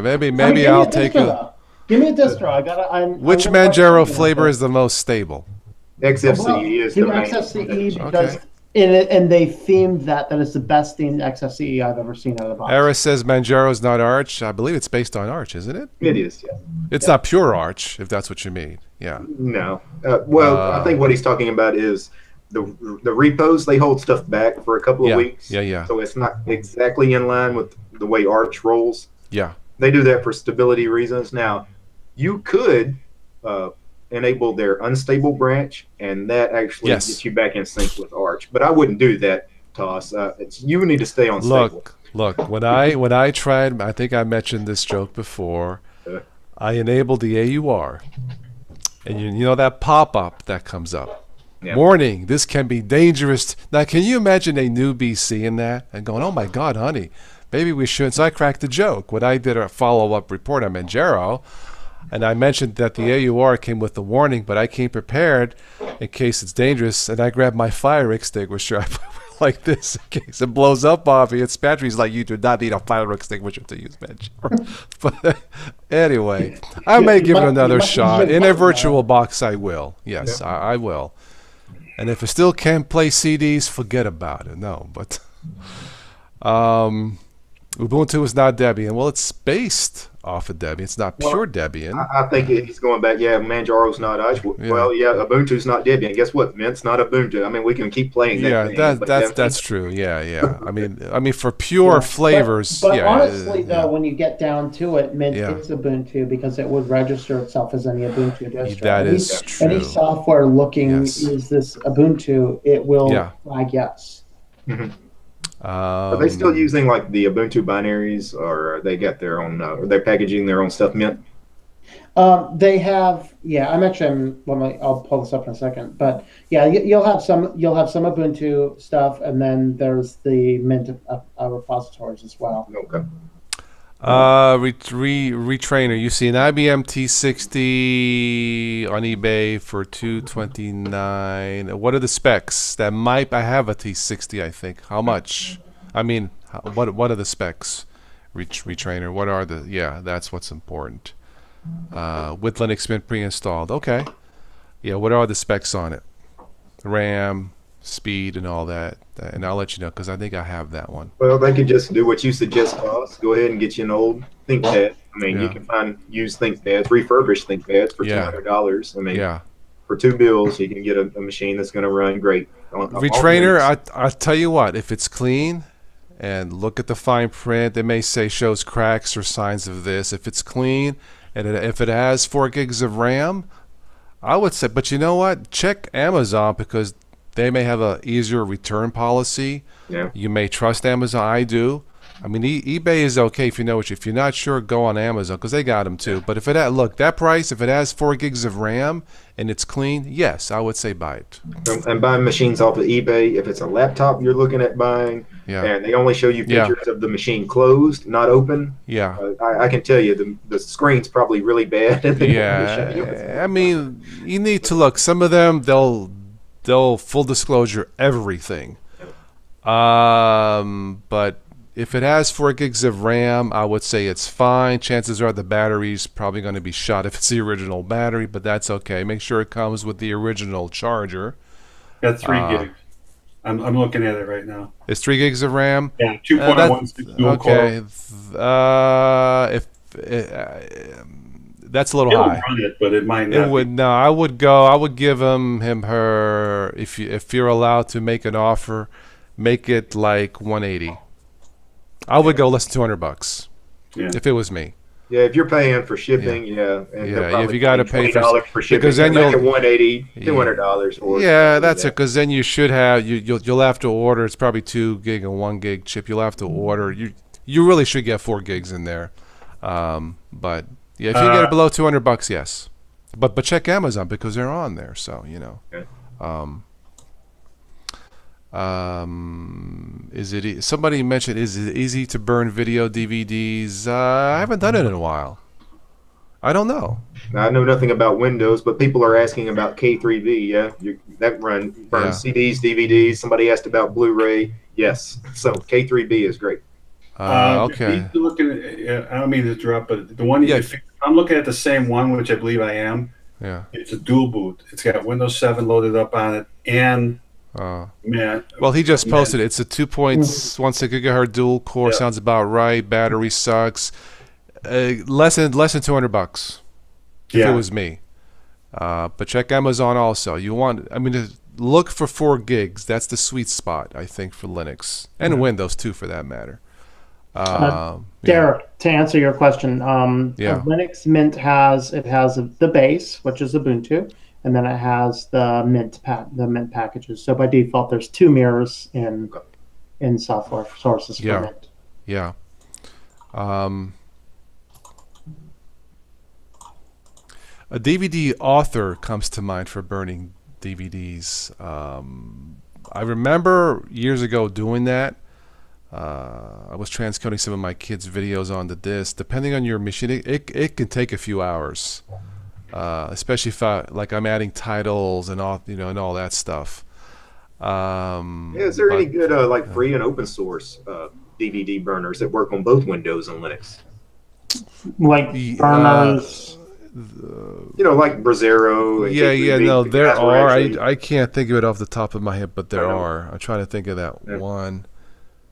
Maybe it is DVD author. I don't know. Maybe it is down. I can't remember. Like I said, it's been years. Toss, what was your fix for Presario? Oh, I had to go. Gregory's having problems with Presario. Okay, I had to go on Synaptic and install.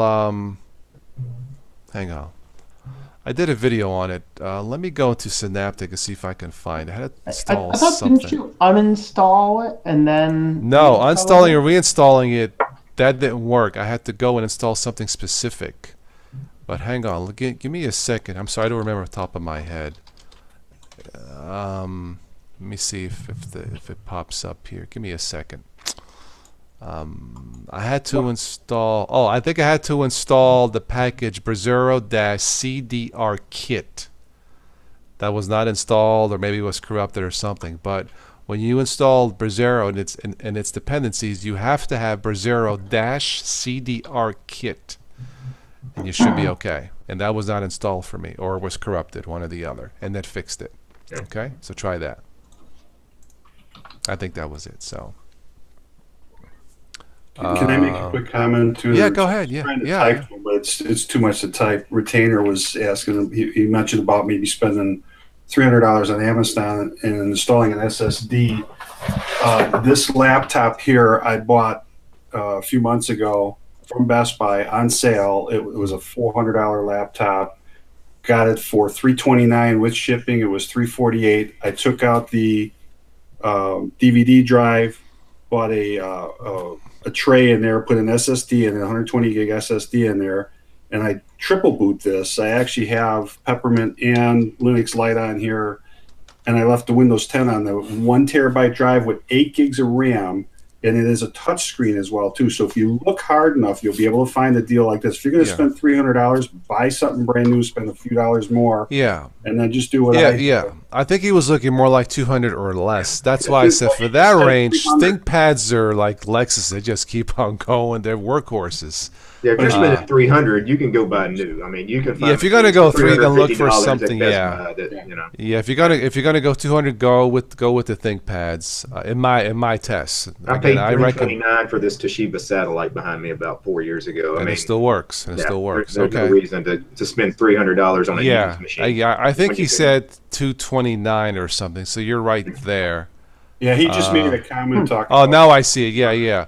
Install an SSD. Yeah, if you're gonna do an SSD, sure. So, this was funny. I'm tinkering as I'm doing this. I'm tinkering around with Linux Mint 19 beta. If you update the VirtualBox drivers, it removes Mint Update. Yeah, I heard. Why would that be a dependency? I have no idea. Okay. So it's like I boot it up, and like Mint Update's gone, and so I got to reinstall it. And to reinstall it, you have to remove the 2 VirtualBox guest editions. But it also looks like you got rid of the welcome screen. Yeah, it's a bug. That's a nice little cleanup. Yeah. I don't know what's going on with that. I don't know what it is. There's a bug report. Yeah. Well, it is a beta, though. So. It is a beta. It is. Yeah. It is. Just to be fair. Slay Nation Paranormal, I think you're new to the channel. Welcome. Congrats on 9,000 subs. Thank you. Congrats to DT for passing, I think, 6,000. So, yeah, thank you, Slay Nation. ThinkPad X201 is not bad. I don't think I'm familiar with that one. X201, yeah, I'm not sure. I'm not sure. What that one is either. I got the There's T series, the Z series, and the ones that I got, they have metal hinges for the screen, so that they're just workhorses. I mean, I don't recommend the ones that got some weight to them. They got some weight. I don't recommend you can't constantly drop them. Like I cracked one on the side. Not recommended. Hey, let me just drop test these. Hey, it works, But it's like all the modern machines now are that carbon fiber, that good. Yeah, plastic. That's light. Retrainer says up to 400. Well, if you're going to go that high, just go to Amazon. I have Amazon links below if I can plug that. But ThinkPads I've tested. Can't go wrong with Linux, HP, even Gateway if they're still around. I don't know if they are. But if you want a laptop, ThinkPads, go for it. Yeah, if he uses your link, he should be able to find some, even the same comparable. Yeah. Yeah, I posted. Amazon. They accepted me as what's called an influencer. I'm not sure if I mean like influence anybody, but I posted on that page most of the stuff that I've tested. Some of the stuff I haven't tested, but people said is good stuff. Like Derek has the mic, the blue ball, or whatever it's Blue called. Yeti, yeah. Sorry, yeah, I've heard it. So that's on but there the too. Blue Snowball is another popular mic that they do. It's a little cheaper. That actually looks like a snowball. Yeah. Yeah. Okay. Panasonic Toughbook is another good one. Commercial grade, yeah, absolutely. It's pretty good. If you want to drop it, get a Toughbook. Well, I'm not saying you should drop your machines, but yeah. Definitely not dropping the mic. Stefanos, Emmanuel, welcome. Shane Milton, welcome. Stefano says, looking to get a job dealing with primarily Linux and some work with my hands. Any suggestions? You mean about Linux or jobs? Linux, we recommend going, well, if you want to get your hands dirty, go with the unstable ones. If you don't want to go that dirty, go with the stable versions of Linux, I suppose. I don't know if that'll help out. As far as finding a job dealing with Linux, I don't work, in any kind of sysadmin role or anything. It's never been anything, I'm just a regular guy that uses Linux at home. So. Okay. But if you're looking to learn more about Linux, there's plenty of online courses. There's tons of websites, some of them free. Yeah. I was pretty much self-taught. I don't recommend that. But remember, I started in 2006, so... If he's looking to get into the field, Linux Academy is a good place to start. Okay. Linux Academy is good. Udemy. And like I said, there's some that offer pretty good courses for free. I mean, there's a lot of stuff. Just Google around. Oh, you're a daily Linux user, Stefanos. Okay, well then, yeah, you should have a good foundation then of what you want to do, I would imagine. Randy says, I use the ThinkPad to the head in the trunk. You go. No ThinkPads in my caddy trunk. You weight the bodies down with those things. Pizza Love and Learn says hello from an airport in San Francisco. Oh, what's that song? I left my Linux in San Francisco. What are you doing there, Pizza? Pizza. Are you having pizza? What is it? Little Caesars, right? Pizza. There you go. Cool. You're joining us from San Fran. Well, welcome, Pizza Loving Nerd. How are you? Okay. Let's see. Is there anything else on my list that we missed? No, I think I got pretty much all I wanted to say. Anybody else? I think we covered like the major stuff. Okay. We didn't get into any real crazy stuff. We stuck to the main. Yeah. I mean, there's the fringe ones like DT likes, like Hannah Montana Linux. I don't go there. No, I wouldn't recommend that for a new user. Open box. Hi, Ben. i3. Thanks, Ben. What's up, Ben? You know what? No i3 distros for a new user either. No. So. Okay. Just don't let Ryan know. Das Geek. Yeah. Ryan. Ben, get that volume fixed on your machine. We can't hear you. He's on Windows again. Pulse Audio. Oh, he's on Windows. Windows is one of the easiest ones to adjust too. It's Linux that should be the issue. Anyway, all right. Horace says, learn Solaris, Red Hat, and SUSE Enterprise. I don't want to learn that, but okay. Did we mention Parted Magic? For a live distro, that's a good system rescue one. No.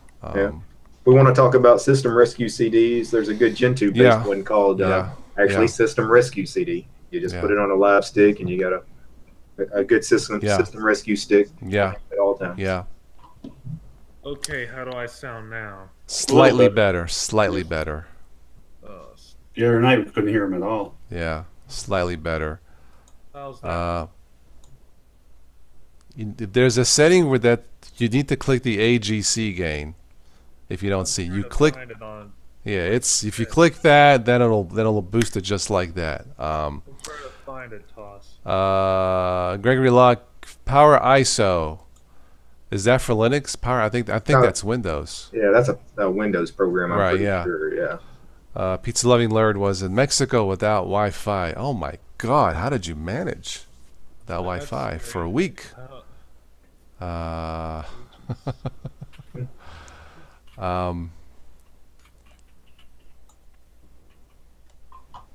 ain't seeing it on my machine, Paul. So I'm on Windows 10 and I can't find the darn. Search sound.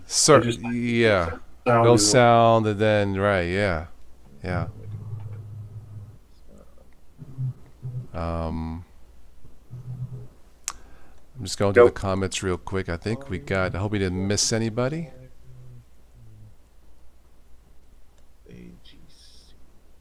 What is this stupid?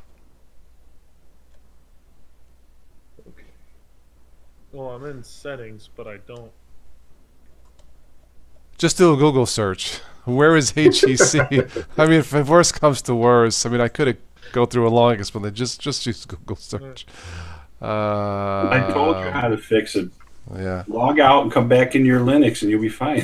Philip Westfield, welcome. That sounds like a football player.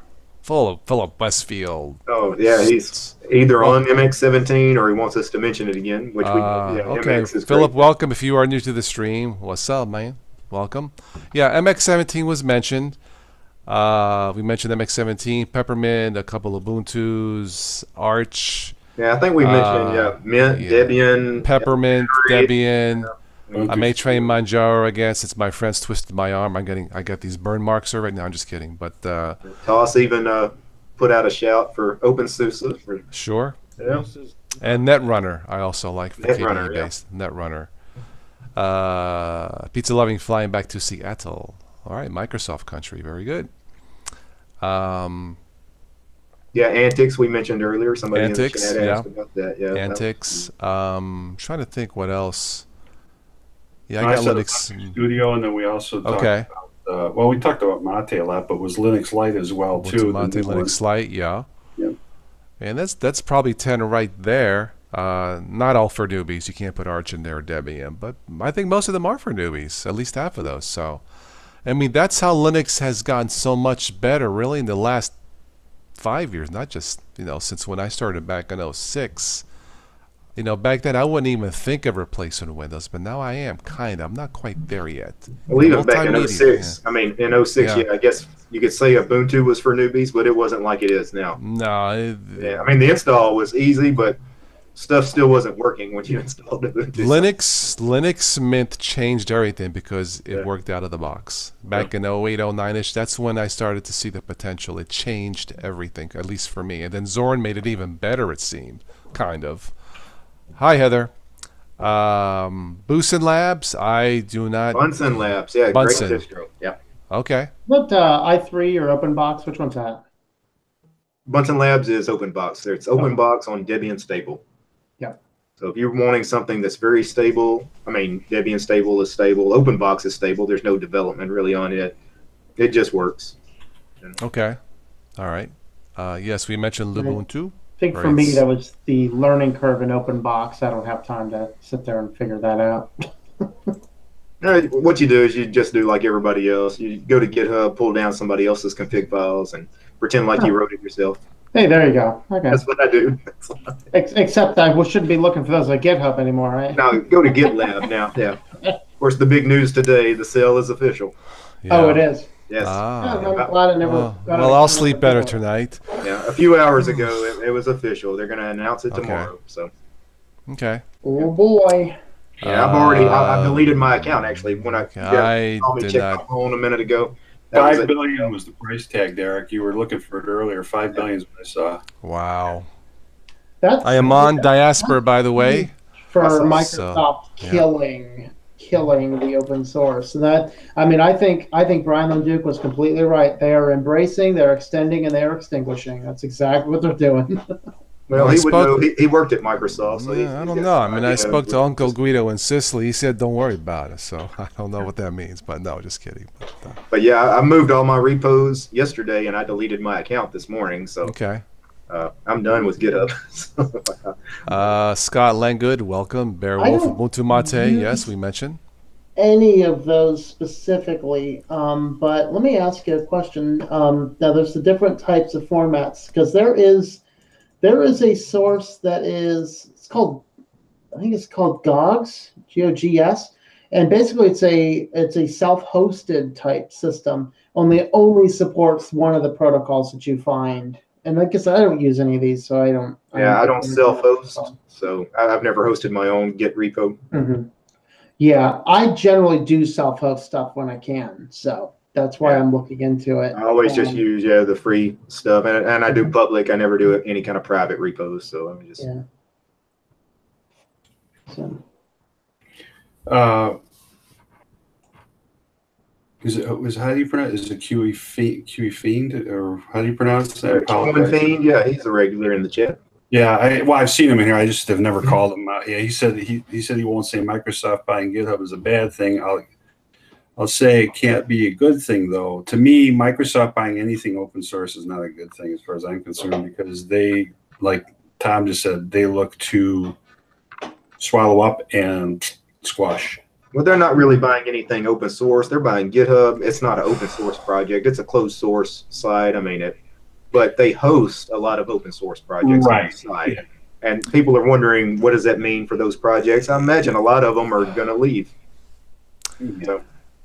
I think there's power in the masses. I don't think I know. And you know what's funny is it's hard. I don't know. It's hard to tell what's kind of in the next 5 years. Yeah. I just dropped a link in here. This is to the Wikipedia article titled "Embrace, Extend, Extinguish." Yeah. And the reason this is significant is back in the 20 years ago when they had that entire debate regarding Internet Explorer, and the reason Internet Explorer got so embedded is so they could keep it in there with bake it into the software.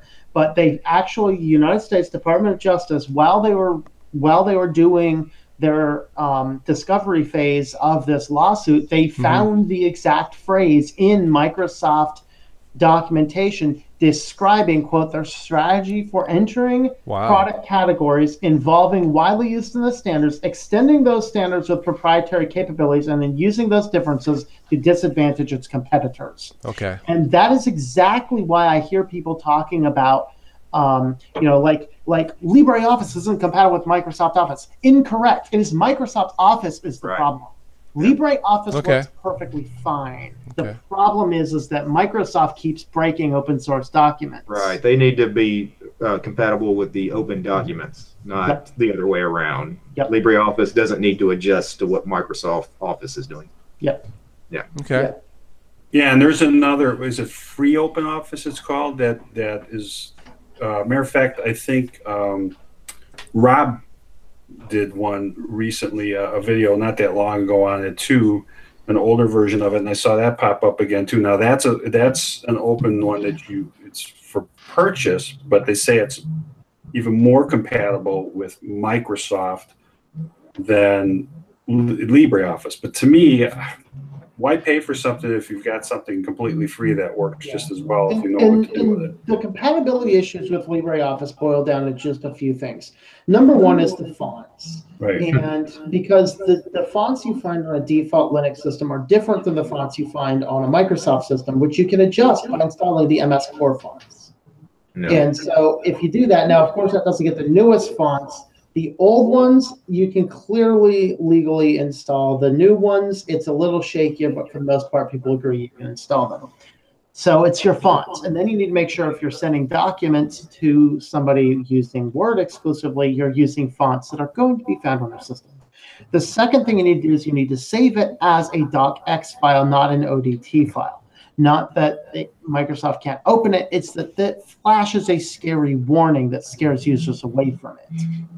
Which is meaningless. You click through the warning and it opens just fine. It's just they put that warning to scare you away from it so that people use the document. So use LibreOffice, save as docx file. And then third, don't do goofy things, which mostly are compatible, but you might find some things that are a little bit goofy, like embedding spreadsheets into Word documents, which isn't something most people do anyway. Right. They work. It's just they could be goofy. Well, even saving the doc file, if they go in there and they change the settings, the option settings to do it by default, they won't have to do it each time, and most people don't know that. I almost wish that LibreOffice would have a little splash or something to call people's attention to it, to mention that if they have to have it, this is what you need to do or whatever. and be done with it. It's because most people who go to use it that are not familiar with it, they hear about it, they try it, and then their boss yells at them, "You need to buy Microsoft Office because I can't open the document," is because they don't know. So that's the one place that they're lacking in informing people. It's just kind of like what Pop was doing for a while there when you loaded. Well, I think I might have a video topic for this week then, Joe. Yeah. Exactly. Does anyone have a new copy? I mean, I have Microsoft Office from 2007, I think. You still get a free trial? Yeah, you do. I think it's. I'll do a trial of it. Yeah. Just do Office 365. Isn't that what they're pushing now anyway? Yeah. I think so. And one thing I wanted to ask you guys' opinion on, this came to me today when the sale was official that Microsoft bought GitHub. A couple of days ago, the big news was GNOME was moving from GitHub to GitLab. You guys remember that in the news? Did the GNOME devs know something ahead of time? A lot of the GNOME devs work at Red Hat. Did they know people at Microsoft? Maybe they knew what was coming. Right. So it could be. Can you guys hear me now? A little bit. Yes. Yeah. Are you on Linux? Yeah. No, I'm on my phone until I can get Linux. Oh, jeez. He's installing right now. All right. Yeah. Well, either way, we knew it wasn't Windows. In order to see, that's determination from a Linux user. See. Yes. I am downloading Ubuntu Mate. Okay. It's not that hard in Windows to do what I told, but that's okay. Yeah. Maybe I'll do a tutorial for you next time. How's that? But if you're new to Windows, Windows is kind of confusing. Yeah. I even went to the legacy control panel to try and find it. That's all I'll show you. It's not that hard. Just remember, right-click is your tell friend me in Windows. how to do it because no big deal. No big deal. I should have my pen and jot down notes. By the way, I wanted to show a picture of my son graduating high school. So. Yeah, congratulations. That's my boy. That's my son, Michael. Yeah. Yep. Wow. Well, tell him congrats for me. I will. Thank you. Yeah, boy. Time flies, as they say. All right. I'm gonna end this portion of the video. I have a little bonus tonight. I'm gonna end it with some more humor, like we did Friday Night Joe. I think stuck around, Ben. Church bloopers. So we'll end it. I think I'll do that for the next month or so. End it with some actual real. Kind of like a news and nonsense, but it's not really news, But all right. All right. I think we are caught up, and so I'm gonna fire up my document for the nonsense. You guys can keep track of the stream. If there's a question and want me to stop, let me know, and move on. Again, thank you everybody here in the chat. Make sure you check out Switch to Linux, his channel, Tom M on Patreon. DT DistroTube. He has Patreon. I think have you got PayPal too, DT? Or yeah. Okay, you can do that. For some reason, my PayPal, if you click monthly pledge or monthly support, I don't think that's working right now. I just want to let you know. But you can still do the one-time support on PayPal, and I may go back to Patreon. We shall see. Heather, I think I said hello. If not, hello, Heather. Okay, let me fire up my funny stuff here. Okay, so I did these are like, some of these are probably 20 years old for times when I lived in Florida, but there are literally hundreds, maybe thousands of these actual bulletins that were not proofread. People didn't understand English. I don't know. But Joe heard some of these. I got some fresh new ones. So here we go. A song fest was hell at the Methodist Church Wednesday instead of held. Today's sermon, how much can a man drink with hymns from a full choir? Let's see here. On a church bulletin during the minister's illness, God is good. Dr. Harv is better. Wow. I mentioned this one Friday, but it's worth saying again. Don't let worry kill you. Let the church help. Yeah, that was a good one. It's classic.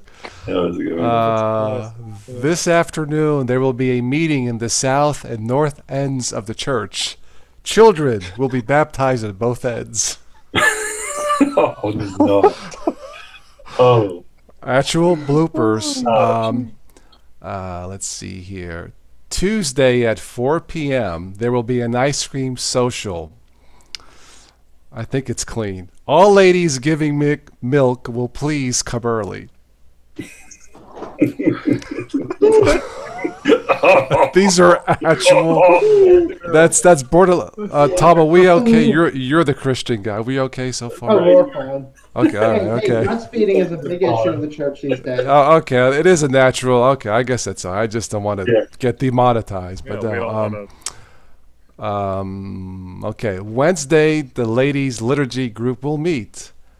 Mrs. Johnson will sing "Put Me in My Little Bed," accompanied by the pastor.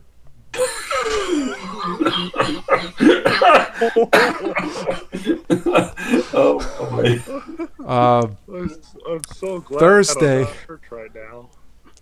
Thursday at 5 p.m. there will be a meeting of the Little Mothers Club. All ladies wishing to be little mothers will be with the pastor in his private study. Oh, that one's getting close. That one's getting. I know. I let it go but that's how. I mean, did anybody proofread that, for bleep's sake? All right. Here's another one that's borderline. Tom, you let me know. The ladies of the church have cast off clothing of every kind. They can be seen in the church basement Saturday. Oh, God. I think they meant the clothes. Yeah. And for us Italian guys, maybe for everybody, this is another one of my all-time favorites. Are you ready? A bean supper will be held on Tuesday evening in the church hall. Music will follow. Blazing saddles. oh, I'm scared. Let's see. At the ice cream service tonight, the sermon topic will be, "What is hell?" Come early and listen to our choir practice. Tom likes that one. He's losing it there. Somebody give him a drink of water. I'm out. Oh, you're out. Okay. Oh, wait a minute. Okay, a few more. .com, you know? Okay, a few more. That's worse. And these are all real. All right, next Sunday, a special collection will be taken to defray the cost of the new carpet. All those wishing to do something on the new carpet will come forward and get a piece of paper.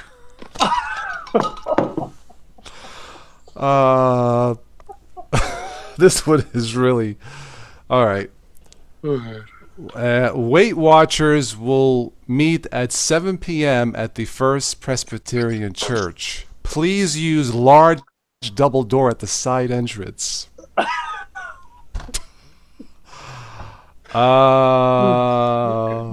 Okay, what else? One more here.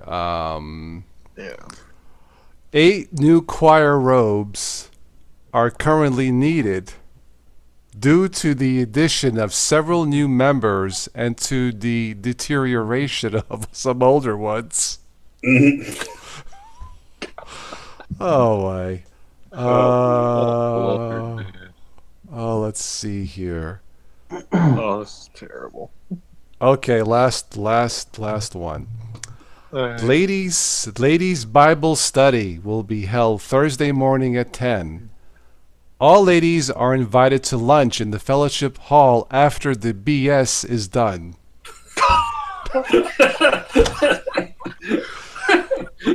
BS meaning Bible study, but it came out BS. Yeah, in a liturgical sense. Yeah. So let's see. I think. Okay. This will be the last one. This is kind of cute in the way. Yeah, I hope so. The associate minister unveiled the church's new tithing campaign slogan Sunday. Tithing is where the Bible says, what, Tom? You give 10% to the poor or something, right? Something like that? Well, right? Ish. It's not something that's specifically New Testament taught, but yes, that's the concept. Is okay. 10%. Giving money if you have it, right. Okay, so the associate minister unveiled the church's new tithing program slogan last Sunday. I upped my pledge. Up yours. Oh, I have a feeling that minister knew exactly what he was saying. He was just trying to be clever, trying to be funny. Yeah. I don't know if I should. I was going to say up yours usually comes with a hand motion. Yeah, right.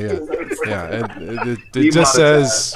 Yeah, I know. Well, I mean, it's clean. It's just the imagery of the tithing. Oh, Hey, that was the best. I think that one's probably just as good as "Don't Let Worry Kill You, Let the Church Help." But anyway, okay. Last call for comments, and then I'm done. Or suggestions. Toss. I don't know if you're aware. Tomorrow is the Apple event. I'll let Alexa tell me about it tomorrow or Tuesday. I mean, that's why I bought the freaking thing. So yeah. Let's see. 3 hours long too. Okay. One of my friend's sons, he's going to some kind of indie con in Indianapolis for the weekend next weekend. I told him take some video. I forget which one it is. Yeah.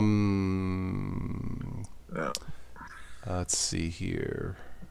Looking at the comments. Are there any other questions that we missed? Yeah, it's Brazero-CDR kit. That's what solved my problem. Yes. Q1 Fiend says, please. Yeah, I will try to end the shows this way, Q1 Fiend. Yeah. Yeah, but that's what solved my issue with Brazero. It was not installed in Linux Mint at all. Brazero was installed, but for some reason, so that's why snaps, I think Flatpaks are better because everything is in there. Like if I recall correctly, if I read right, it's one complete package, right? There's got to be something else wrong somewhere because the software installers or these are supposed to install all the dependencies. So for some reason, it's the dependency that's not marked as a dependency. Okay. Yeah, if he's using multiple burners and none of them will burn, then some library or something is missing. The error is impossible to link plugin pads. I have no idea what that error is. Steve Gunnick had a nice joke. He says, hey, Total OS, how do you make holy water? Boil the hell out of it. Good one. I like that. See, that was clean and it made sense. I like that. Yeah. That's probably on my list somewhere, too. I mean, I don't know, but clever. I like that. Cool. You probably just made that up, didn't you? Good for you. So, I mean, we can end this. We can end this with a fun joke, too, on the same thread. Yeah. So there was a Catholic, a Protestant, and a televangelist, and they all die, and they go up, and there's St. Peter up there and says, "Hey, you guys are all on the list. You're welcome in, but your spot is not made yet, so we're going to have to send you to hell for a short period of time. Don't worry, we'll call you back up." And so they go down to hell for a couple of days over there, and finally the devil calls up Peter and says, "Hey, Peter, you got to get these guys out of here." Peter says, "Why is that?" He says, "Well, the Protestants running around saving everyone, the Catholics running around blessing everyone, and the televangelist has raised enough money for air conditioning." That's timely joke because there's a preacher, a TV evangelist. He needs $54 million donations from his flock because he needs to buy a private jet to preach his word around the world. His third private jet. I'm like, is that in the book of jets in the Bible? Did I miss something when I? Yeah. Maybe we can all just pray that he gets it and then gets an engine failure and we can rid the world of one more of these shysters. Yeah, I mean that is so wrong. I mean, I want to say, preacher, have you heard of YouTube? There's a thought. Facebook. As much as we hate Facebook, take something evil out of Facebook and make it good. How's that for, doing good? But no. Gregory Locke in the chat mentions he's on MX-15. That's an older edition of MX. Yeah. Why would you want to be on that? He's trying to load it up. Yeah. I mean, I don't know what that error is. Sorry, I can't help. I don't know what that error is. Well, that's why I just suggested if he goes to the MX forum, they're really good at help there, and I know they run with the Dolphins on here though. He should, he gave us some. Is he still on? Run, are you still there? Yeah. I should have sent you an invite to run. Sorry, I'm going to wrap this up here, maybe next time. But Yeah, I would just go with MX17 for forget about the 15. Well, he said he didn't have it loaded on ISO, but I mean, Four different applications, yeah. And that's what I was trying to get. We were trying to, myself and TSM were trying to get an idea of the hardware, but for whatever reason, he said he can't share it in here. So, I mean, because that doesn't exactly help us trying to help him if we don't know what he's running. And yeah. Well, they should just go to the proper support channels for MX. Just post it on their forums, and I'm sure he'll get an answer quick over there anyway. Yeah, they're real quick. Yeah. You are downloading MX17. Okay. All right. I think one of the challenges is why it's getting a little bit harder to burn these is the distros aren't paying quite as much attention to things like Presario because many computers, in fact, as I was rebuilding this one, the one thing I didn't buy when I rebuilt my computer is I didn't get a new case, mostly because every single case now, they don't have spots for CD drives and IC docks and stuff like that. It's like, I want to have an internal drive in here with a bay on it, and and that's the thing about cases. They all assume they're going to get rid of it because nobody uses DVDs anymore, but they don't think about the other peripheral hardware that gets used from time to time too. And even with him, if he's gonna burn it onto an ISO or burn an ISO onto a flash drive, just get a large enough flash drive and run it live and be done with it. You don't even have to load it on the bare metal. It'll run the same way. That's the beauty of MX. Yeah. And I think the last time I burnt a DVD actually because my main system wasn't available. So I think I did. I mean, I simply had an ISO image of Linux Mint laying around. So I just booted it up, I installed Presario and went with it. Yeah, he could do an SSD, put it in an enclosure, and just run it, externally from it. But I mean, there's a lot of options there to run it. So, Gregory says your dad wants a DVD of these videos. Wow, thank you. Awesome. I'll put it on my wish list to do in the future if I can get the revenue back up to the channel to where it should be. Sure, I'm open to any such any. Someone said I should do like audio books or something. I don't know, or like audio. But I have the MP3 files, some of the MP3 files of these shows on the archive. Yeah. Question is, should we put up an official podcast for Life in Linux? Because I own the domain name, I can create a podcast. Okay. Oh, Gregory says not mine. Okay, all right. But still, that's actually not a bad brainstorm. Oh, so you have that Life in Linux? Yeah, I own lifeinlinux.com. Yeah. Oh, okay. So I mean, it's okay. I mean, we could put up a very, very simple website to just, hey, here's this and here's podcast, so someone could literally subscribe to it, listen to it if we want. Yeah. Which is a good thing. Yeah. That's fine with me as far as I mean. Give me a couple of weeks so I can clear off some of these other projects. I think between the two or three or four or five of our channels. Yeah, there's plenty. Like I said, I've been going to archive because it works. It's been around a long time. I trust it, and usually I just transcode. You know what I do with these? I transcode them to Kdenlive Live to a WAV, and then from WAV to like an MP3 using Curlew or something. And that always works for me. I don't use Audacity. It's fast and boom, and Actually, using Audacity, you can do it faster because you can just download the file directly from YouTube, the MP4 from YouTube, right? And you can actually import an MP4 into Audacity and extract the audio. And it's faster that way, really? Yeah. Okay. Yep. All right. Okay, I didn't know that. Okay, I'll have to try. Yeah, I actually went through and ripped out the audio out of all of my things, I'm making a podcast from other channel, and realized after I did that I could have done it with the WebM file anyway. So let's ask a quick quiz. It's late. Quiz, like Quids Up. Hi, Quids, if you watch this. Quids needs to come on the show. Talk about another Linux guy. Let me ask just a quick poll. Are you guys who follow us, are we doing everything that you like? Me, DT, and Tom? Or do you like to see a change or something different or something? Or are we doing is just fine for what some of you are paying for? Just out of curiosity, because ultimately we're here for you guys. So I got a feeling most people will say fine, and that's okay. But sometimes someone may say something and it's like, gee, I never thought about that. Yeah. It's just a thought. It's just a thought. Yeah, you want to know what you can do better. Yeah. Mm-hmm. Mm-hmm. I'm always looking for what the other person is not doing. You know, like I'm a Windows user that promotes Linux. I don't think there's too many of us on YouTube, and I don't want to change. As silly as it sounds, it makes sense because I think that's more trusting for Windows users to say, "Oh, he uses Windows, so he understands what I'm thinking," or something like that. Yeah, But you're not one of those Linux fanboys like the rest of us. I'm a no stress fanboy, whatever Hey, works. when I'm doing my regular day job, I have all 3 operating systems in front of me all day long. You know? Yes, Quits Up is awesome, Kenny. Yeah. Frank says you gleam what you guys put up. Wow, gleam. Nice. Love what all of you do. Okay, good content. Okay. Wow, Spin says we are his PC mentors. Thank you. Sweet. As long as that's PC personal computer, not PC politically correct. Oh yeah, I was. Because we ain't I politically correct. kind of have a feeling that's. If Yeah. you think we're politically correct, listen to the first half of this. Look who just jumped in. Hey. Me? English Bob.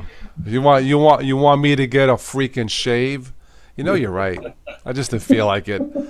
I may have to do a review of blades. You know, last year I tested the first time Harry's blades. They really are as good as the pop-up ad show.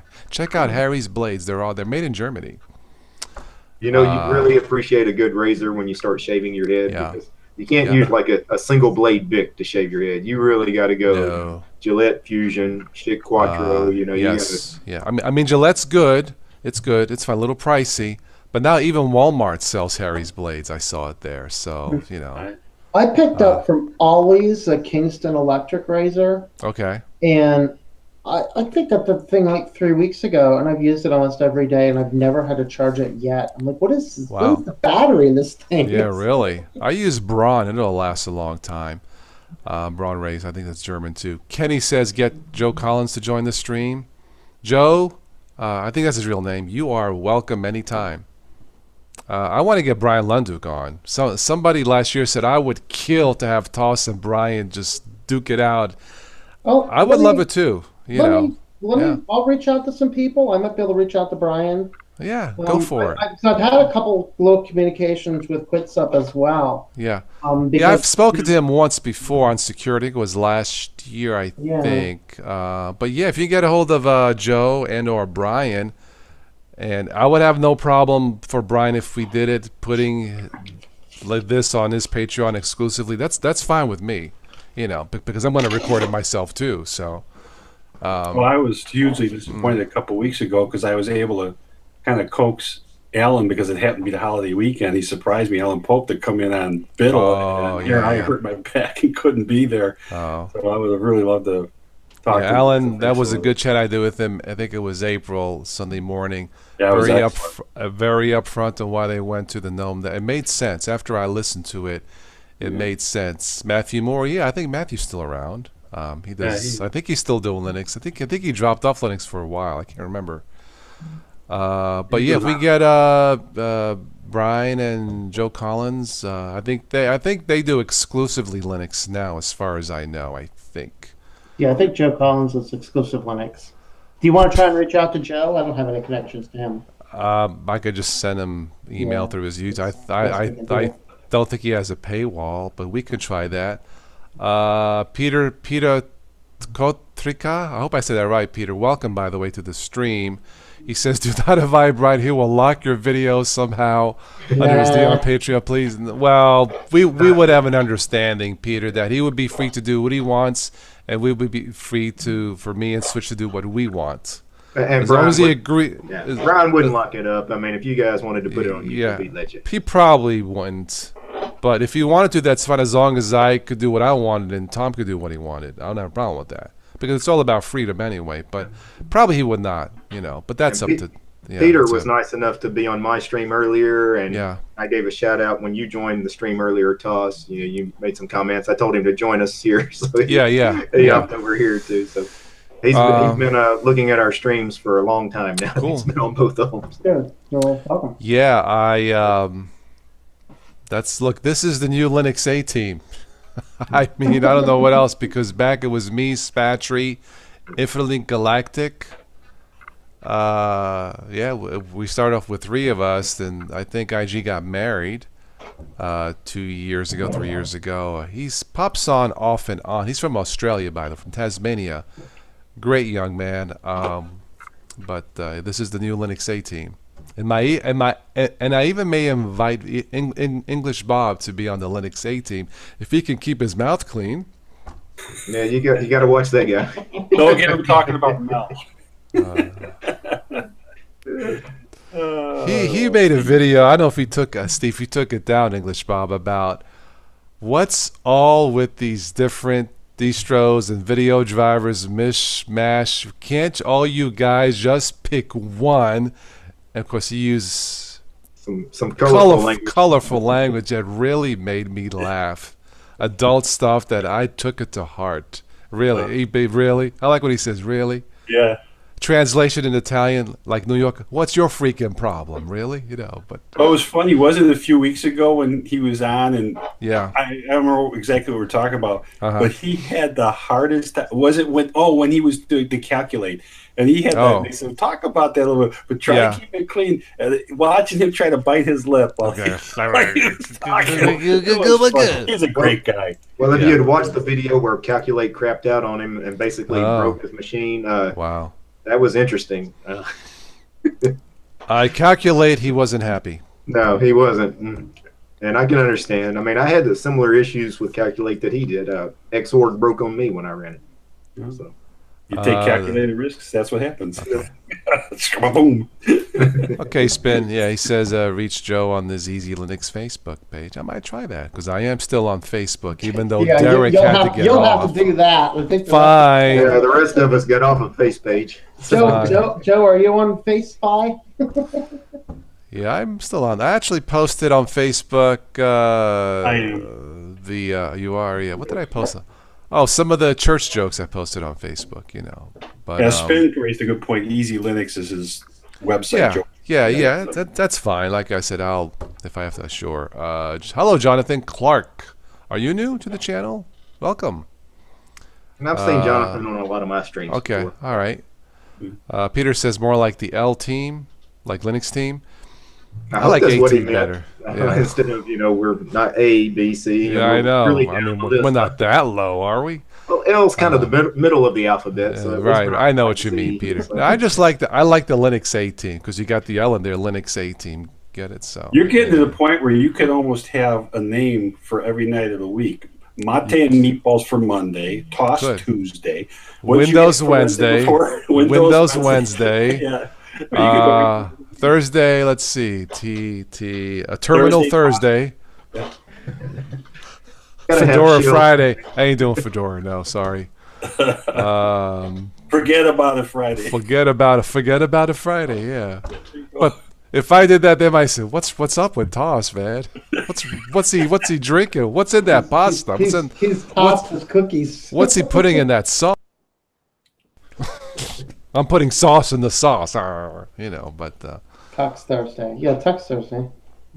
Mr. T. Mr. T. He might be off that. Well, Mr. T was one of the members of the A team. The A team, yeah. That's what he said. T is Tux Thursday. Tux is the mascot, yeah. Well, one of us would have to be able to grow a mohawk, so... what you talking about, fool? That looks like it's probably going to be down to me, isn't it? Yeah, really. I don't know. I'll stick for now. I'll stick with my... I don't want to hang out with these guys. I'm going to lose my hair. No, Steve, you had a caddy trunk for Thursday. You have to change over to town car Thursday because it's a bigger trunk. Right. Yeah, there you go. I think I'll just stick with my TTIF thank toss. It's Friday. It's not like way out there, But yeah, Peter said I could do Mr. T with the gold chains and everything. I could actually do the mohawk too. I am not bald. I just shaved my head for being cheap. You want to hear something? When he was coming, you grew hair. Actually a bouncer. Okay, yeah, you can do the mohawk. He was a bouncer in the club. And he won a contest, and that's how he actually kind of broke into the movies. Yeah, I used to see him jogging on Lakeshore Drive when I lived and worked in Chicago. I used to see him run, and you know what? He'd run with all the gold on too. Oh God, the jingling, jeez. Yeah, you couldn't miss him. No, Welcome, Michael Kornblum. He says, I've stumbled into a room with some of my favorite Linux YouTubers. Wow, you are some of our favorite commentators, chatters here in the chat room. Derek is Hannibal. Toss his face, and Joe has to be Murdoch. Ah, okay. From the A-Team. Interesting. Doesn't Mr. T have the whole goatee type? Yeah, I think so. All right, I'll have to grab me one of those too. Yeah. Yeah, I have a picture of his 20 pounds of chains on him. God. Yeah, but you better go get a suntan if you're going to do that too. Yeah, really. I know. Michael, no word on Spatry. I do not know how he is. Yeah, I don't know. All right. We're just about wrapping this up. Anything else in the chat for the best Linux distros so far? Anything we missed? Any quick questions? Any suggestions for our respective channels?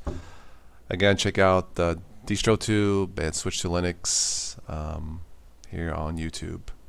Yep. First time, Jonathan. Welcome, Jonathan. Super cool show. Well, thank you, sir. Jonathan. Everybody, please say hello to Jonathan Clark. Yep. We come back here as a group a couple times a week, and I think each of us stream individually too, except Joe. I don't think you stream much, do you? No, not yet. Okay. Yeah, I'm usually on for sure Friday nights at 10. Tom, you're on Friday nights at 9, I think. Yeah, I mean, my schedule is Wednesday live at 7, Thursday 7, Friday 9, Saturday 5, but I'm going to change Saturday up, I think. DT, do you have a set schedule? You just shoot the breeze. I do not. I usually try to do 1 or 2 live streams every week, but it's just when I have time. I have a rotating schedule that I work, so I don't have any set times for when I'm going to actually sit down and hit play. Okay, fair enough. But I try to vary it a little bit to cover all time zones. So. Was Antergos forgotten about? I don't think we mentioned Antergos. We did mention it. Did we? I don't remember. Okay, maybe we did. I've never had a good experience. I don't think so. Okay. I think I remember testing it. I think it was okay. I think that's easier Arch, if I'm not mistaken, right? It is. Okay. But honestly, I like Manjaro a little better. I like the Manjaro install a lot better than the Antergos install. Because it's Antergos is kind of between Arch and Manjaro. It's closer to Arch and all the packages, but it's easier to install. When Ryan issued that challenge that time, Dosky, for everybody to run Antergos that week, everybody tried and everybody had problems. I probably had the least by some fluke. And then when it came time to talk about it, he was MIA. So I'm saying that for the people in the chat so they know what happened. But it was not, for whatever reason, a good experience for most people using it. It's not particularly good. TSM says English Bob about a year ago on a live stream with Sudo Reboot. His wife appeared. She hit her face. I'm not good at English Bob. Okay. Peter, no love for Fedora. DT tested, right? Yeah, I mean, I don't mind Fedora. I like it. It's okay. It was funny for me because I was actually thinking about really recommending Fedora this year around because the beta was awesome, and then when it came to actually downloading the official distro, I couldn't get it installed. Oh, jeez. No. Beta was perfect. Yeah. I'm going to give it another go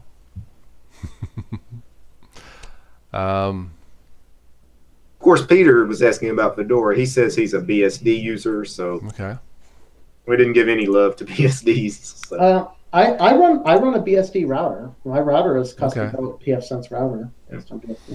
Jonathan, you're running Siduction, really? Of all distros, why? Just out of curiosity, why? Not like why, dude. That's not what I meant, but. No, it's a Debian unstable. It's based on Debian 6. Ah, okay, all right. It's just an easier way to install Debian unstable. Well, then you and DT should do a live show on the unstable. Well, actually, the Debian unstable is remarkably stable. Okay. I haven't had good luck with it. I found it to break a lot of things.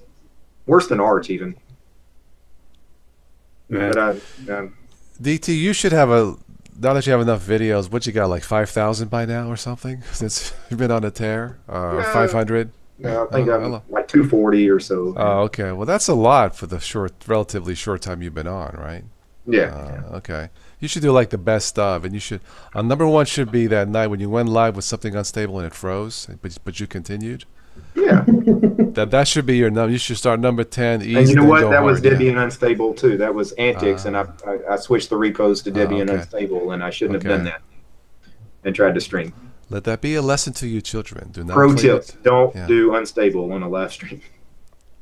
But it also shows you the dedication of a Linux enthusiast.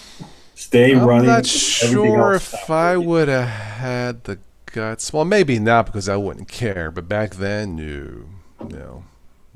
Q4OS, Kenny says, don't think that was mentioned. I don't know much about that. Yeah, it's a Debian distro, Debian stable with the Trinity desktop. Okay. Yeah, the old KDE3. Yeah.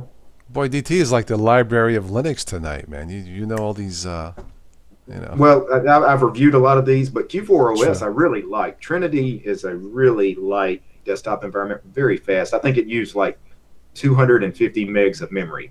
Wow. I mean, it's really lightweight. Okay. And it's the old KDE3 desktop, so it's like a full-featured desktop environment. So. Okay. All right. Anything else that we missed? And I'm going to go to bed here. It is midnight hour. So, again, thank you everybody here in the chat, all my guests, and this is fun. So we'll do the next Life in Linux sometime this century. We can get together. Usually it's the weekends. Usually, I would say. Let's see. Next week. Yeah. Let's see. Next weekend for me it's a little unusual, but there's time. I can do Sunday, I think, like after 6, and I think Saturday I'm tied up from about 4 or 5 until late. Maybe we should just stick with Sunday night. Maybe, I don't know. Yeah. I don't know. I mean, after 9's usually okay for me. Yeah. I mean, the only reason I'm here tonight is because my boy who graduated high school, I thought we would do. He had plans with his friends. See, the thing is, I got his car fixed. It's running now, so he doesn't need me no more. See, you shouldn't have done that. I know. You should have said, "But Dad, my brakes don't work. Forget about it. Don't worry about it. You'll be fine." No, but it'll be fine. I have to call. I got to get. There's a squeak at the door. They got to fix a minor thing, but his brakes are fine. Yeah, he was leaking brake fluid. That's not good. Ooh, not good. That's really bad. And I came this close to saying, you know what, Mike? Maybe you should learn how to drive when you lose half your brakes. Seriously, I thought that. But then I thought, you know what? It's the Memorial Day weekend. A lot of cars. Nah, never mind. Yeah. But if it was like secluded area, I just say, okay, you have front brakes. This is what you do. You put it in lower gear, use emergency brake, drive slow. I think he understood. But I thought about saying, maybe this is an opportunity. But I thought, not that weekend. No. Yeah. No. But honestly, in the state of Ohio, that's safer than what your governor wants to do. So that's okay. No, I mean, because this problem may have come upon him as he was driving versus the car parked in the garage. And you never know, he might panic. I don't think he would have panicked because he knows the emergency brake and all that. But yeah, I drove it to the service garage with basically no back brakes. But it wasn't that far to drive. And I drove slower. But down the hill, you got to watch. You don't want to go speeding down the hill with just half your brakes. Yeah, not a good idea. Yeah, my emergency parachute button doesn't work. No, but see, in cars, the older, depending on the year of the car, like my truck has the electronic knob where there's only you have park, reverse, neutral. Yeah. That's it. There's no downshift and there's none of that. You're right. No, this has a standard shifter in the middle. Yeah. I take that back. I forget about it. I actually have buttons on my steering wheel that will actually shift the gears. Okay. I forget about that. So now I'm saying that. But I don't know if all vehicles that have that type of shifter have that. Because I think I was hitting the reset for the cruise. Right. And all of a sudden the truck went, it was screaming. I didn't even know. Yeah, this is the older GM type of SUV. It's called a Bravada, if you remember. They started making an 04, but it had the standard shifter that you feel, not this electronic crap. Yeah. You can go from D to 3 and to 2. It has automatic all-wheel drive, but Anyway, we caught the problem before it happened to him on the road. Good. And it was bad because it was the holiday weekend, of course. Places are shutting down early, garages, service stations. I said, Michael, the car is out of commission. I dropped it off in Napa and just left it there for 4 days. So, but I have to call and get something else fixed. But, yeah. Mark, your mother is stranded at Walmart again? Why? Actually, he said she's probably just hiding from her grandmother. Ah, okay. Oh. Okay. But I might do.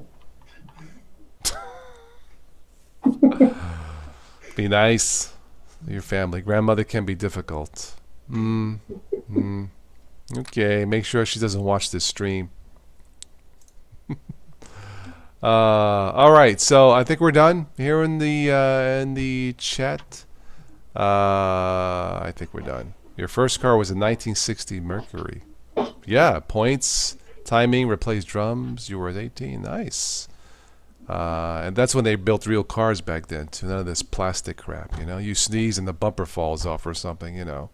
Yeah.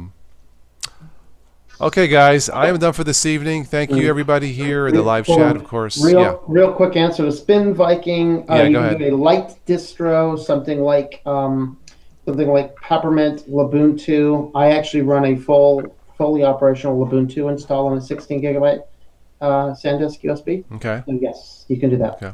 All right. Yeah, I ran MX17 on that little dongle one for how long?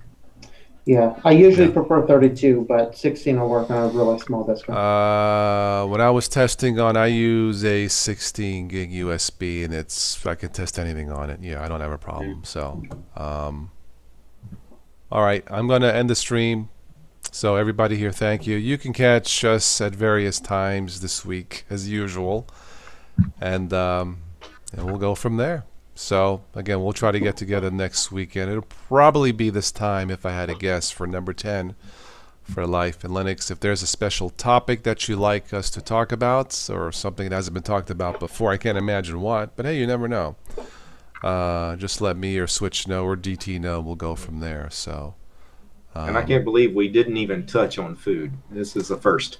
I said I had pizza today. Closest thing we got was that was yeah. Well, yeah, that wasn't even, that was kind of close, but yeah, but that was just the one time. Yeah, right. In the defense, this is a Life in Linux. We don't usually jump into food on Life in Linux. That's true. It's mate and meatballs. It's usually when I'm on my own, and then we talk about, right. Then Joe comes on. He's talking about the food that he had, and DT talks about his ramen noodles. And anyway, okay, I'm going to stop this. So I'm going to go to bed, guys. We'll catch you guys.